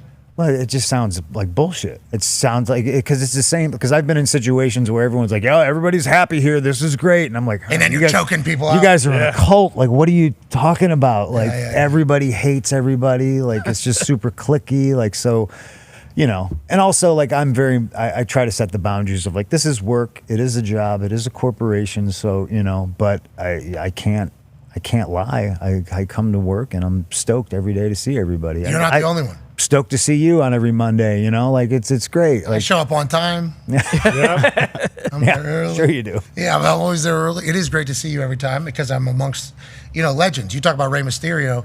The first time I went into TVL and Rey Mysterio was getting changed in there, I was like, oh, I should get out of here. And he's like, no, all good. And I'm like sitting 2 lockers down from Rey Mysterio. And it's like, man, I got 1,000 questions right now. You should ask him. Well, yeah. It always starts with like one, like, hey, you remember when Brock just did and he goes, yeah, the funny thing about that, and he'll get into like a full on, and it's like, oh, he doesn't mind at all. Like the OGs don't mind sharing the game at all. And you talk about those genius minds. You mentioned Paul Heyman. Yeah. You're one of the first Paul Heyman guys. I believe the first Paul Heyman guy. I mean, I'm the one who labeled it. Yeah. I mean, there was amazing Paul Heyman guys before, ECW, obviously. Before my mouth, labeled it and gave him a bunch of merchandise money, but sounds like you're pumped about it. It sounds like you're pumped about it. I never got my cut. Yeah. It's okay. We'll figure that out. The wise man will figure. I'm a giving. He owes you? No. No, he does, doesn't he? No. Oh, he doesn't? No, Paul doesn't owe me anything. Well, aside from the shirts, but he definitely owes you. Oh, the favor? Yeah. I suppose. Oh, yeah. Yeah. We don't got to get into it, though, Unless you want to. No mas. I'm all about good public pressure if you need. Mm-hmm. I'm a mouthpiece if you want me to go ahead and apply a little pressure. I won't fold. No. Well, let's go all in then. Don't fold. Yeah, don't get bluffed either. Cards on the table. He owes you. Don't ever forget it. I won't let you forget it. Oh, thank you. Paul Heyman owes you. Now, I do acknowledge my tribal chief. Mm-hmm. Good for you. As we all should. Do you? Do you? Do I? No. Yep. Oh, shit. What are you talking about? We acknowledge our tribal chief. I'll just do one of these. Oh, jeez, go to sleep. Okay. He didn't acknowledge. Let the record interesting. state he did not acknowledge our tribal chief, which was expected, but would have been a nice little pleasant surprise here on Royal Rumble Eve. Dangerous. If you would have maybe put that one to the sky. Paul Heyman owes you. Don't ever forget it. And speaking of Owen, we owe you for making a stop all the way out here, especially on such a busy weekend after a red eye before the biggest day of your life tomorrow. Woo! Yeah. Yeah. Biggest day of my life. Yeah. Well, I mean, second to marrying my wife. I don't think anything else really compares to that, but That's greatest biggest day. match of my life. Greatest day of your life. It's the biggest match of my life. Biggest match of your life. Yeah. Biggest Royal Rumble. That's the cool thing about where I'm at right now is like every match is the biggest match of my life. Yeah. It's super neat. But definitely tomorrow. Yeah, 100%. Yeah. All right, we'll talk about it. Thank you so much for joining. Good luck tomorrow, ladies. Oh, yeah. Luck is for losers, boys. What's that? Luck is for losers. Love that. Hell yeah, punk. You're so punk rock, dude. Oh, come on now. Hey, just real quick. Look in my eyes eyes? What do you see? Delay kills it. Delay AJ? kills the funk. You know that. AJ? No, I can't with the delay. You know that. Yeah, that's what he's waiting for. Yeah. AJ wished Cena was on the show instead of me. No. Bob Backlund actually is. Yeah. Bob Backlund's my guy. See, Wow. Punk, you know Eugene, maybe. Nice. Yeah, he loves it. Either one. Yeah. Well, he's just a hop, skip, and a jump from here, isn't he? Bob Backlund? Eugene. I think so. He's everywhere. Yeah, I think he's everywhere. He's around here somewhere. Yeah, he always will be. He's over Don't even get him Red going on Salier, Gilbert. maybe? I don't know. All right, we're going to get the hell out of here as well as we let CM Punk continue to prepare for the biggest match of his life at the biggest Royal Rumble of all time, which kicks off tomorrow at 6 p.m. Eastern live from the beautiful city of Indianapolis, Indiana at the Loud House, Lucas Oil Stadium. For myself, AJ, all the boys in the back, hey, Nick, happy birthday, buddy. Happy birthday, Nick. Thank you. All right, Happy Nick. birthday, Nick. Is that today? How old are we, Nick? Tomorrow, 39. 39. Wow. You remember 39? Yeah, I haven't been there yet, but I know it looks like I have been. Thanks, CM Punk. Maybe I should live a little more straight edge, so I don't age like milk. But happy birthday, Nick. It's an honor to, experience life alongside you. And you become a phenomenal dad, a great husband. And on the ones and twos back there, so damn good. We appreciate you. Happy birthday, buddy. Thank you. Appreciate that greatly, fellas. How about CM Punk just happy birthday to you? That was pretty sweet. That was huge. Thank you, Mr. Punk. You missed 38 of his birthdays if you'd like to. Yeah. Well, I mean, what do you want? 39 chops? What do we do? Okay. Man, get your ass out of here, Nick. Maybe. Haven't even thought of that. Get your ass beat for your 39th birthday. Get Sheamus back here, and we'll have Sheamus. Sheamus comes in and does the whole headlock thing. Number. Yep. Yeah. He's a stiff prick, yeah. Yeah, that's what I'm saying. There's guys going in like, hey, this one's going to be. Oh, yeah, absolutely. The banger. Is he at the top of one of those? Yeah, I think so. Yeah, I think so. Yeah. You got JBL'd? Clothesline? Yeah. Yeah, nightly for, I don't know, like 6 months straight, yeah. Yeah, there's people like as a fan that I've watched that I'd be like, if I'm ever lucky enough to become a professional wrestler and I get into the WWE, I'm going to try to steer clear of that particular human. Nah, you can't avoid it. Yeah, It's going to happen. Yeah. That's why I don't get in there. Yeah, every once in a while I'll get in there and I realize, wow, this really hurts all of it. And That's the secret. That was the secret of Terry Funk's punches. I found out the first time I ever wrestled him. You watch Terry Funk, you're like, man, these guys punches. It's a work of art. And then he punches you in the face, and you're like, oh. Oh, it's a real punch. That's why they look so good. Got it. All right, well, we're going to get out of here. Again, we're leaving. Again. We are. You got anything to say? Nah, I got nothing to say. I got to head over to, I don't know, Fanatics Fest or something. I'm shaking babies and taking pictures and smiling and shaking babies. I don't think you should shake. Oh, sorry.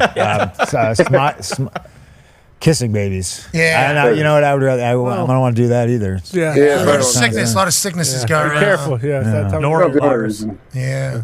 Maybe you should just, whenever they show up, you should just say, Look in my eyes. What do you see? I'll see you in the Royal Rumble. I'm not in it, brother. Yeah, you are. Well, is your wife? Yeah. My wife? Is your wife in the Royal Rumble? Why would my wife be in the men's Royal Rumble? Well, that's ridiculous. maybe not the man. Absolutely ridiculous. You Don't guys be are giving anything ridiculous. away, please. It's ridiculous. Not Grow on up. this show. We don't like Grow up, guys. All of you. All right. Be a friend, tell a friend something nice that might change their life. Have an incredible weekend. Royal Rumble tomorrow. Kickoff show for the entire weekend starts at 5 o'clock. Then SmackDown. Then we got the Pro Bowl games on Sunday. Yes. It's a massive weekend of sport, and this is going to be awesome. We can't thank you enough for allowing us to do this for a living. We're going to try to enjoy it all. Be a friend, tell a friend something nice. It might change your life. We're in this thing together. Team on me. I like that. Hell yeah. Any final thoughts? It's kind of jockey if you want to speak to the group here. Every day above ground is a good day. Boom. Team on three. 1, 2, 3. Team. Goodbye.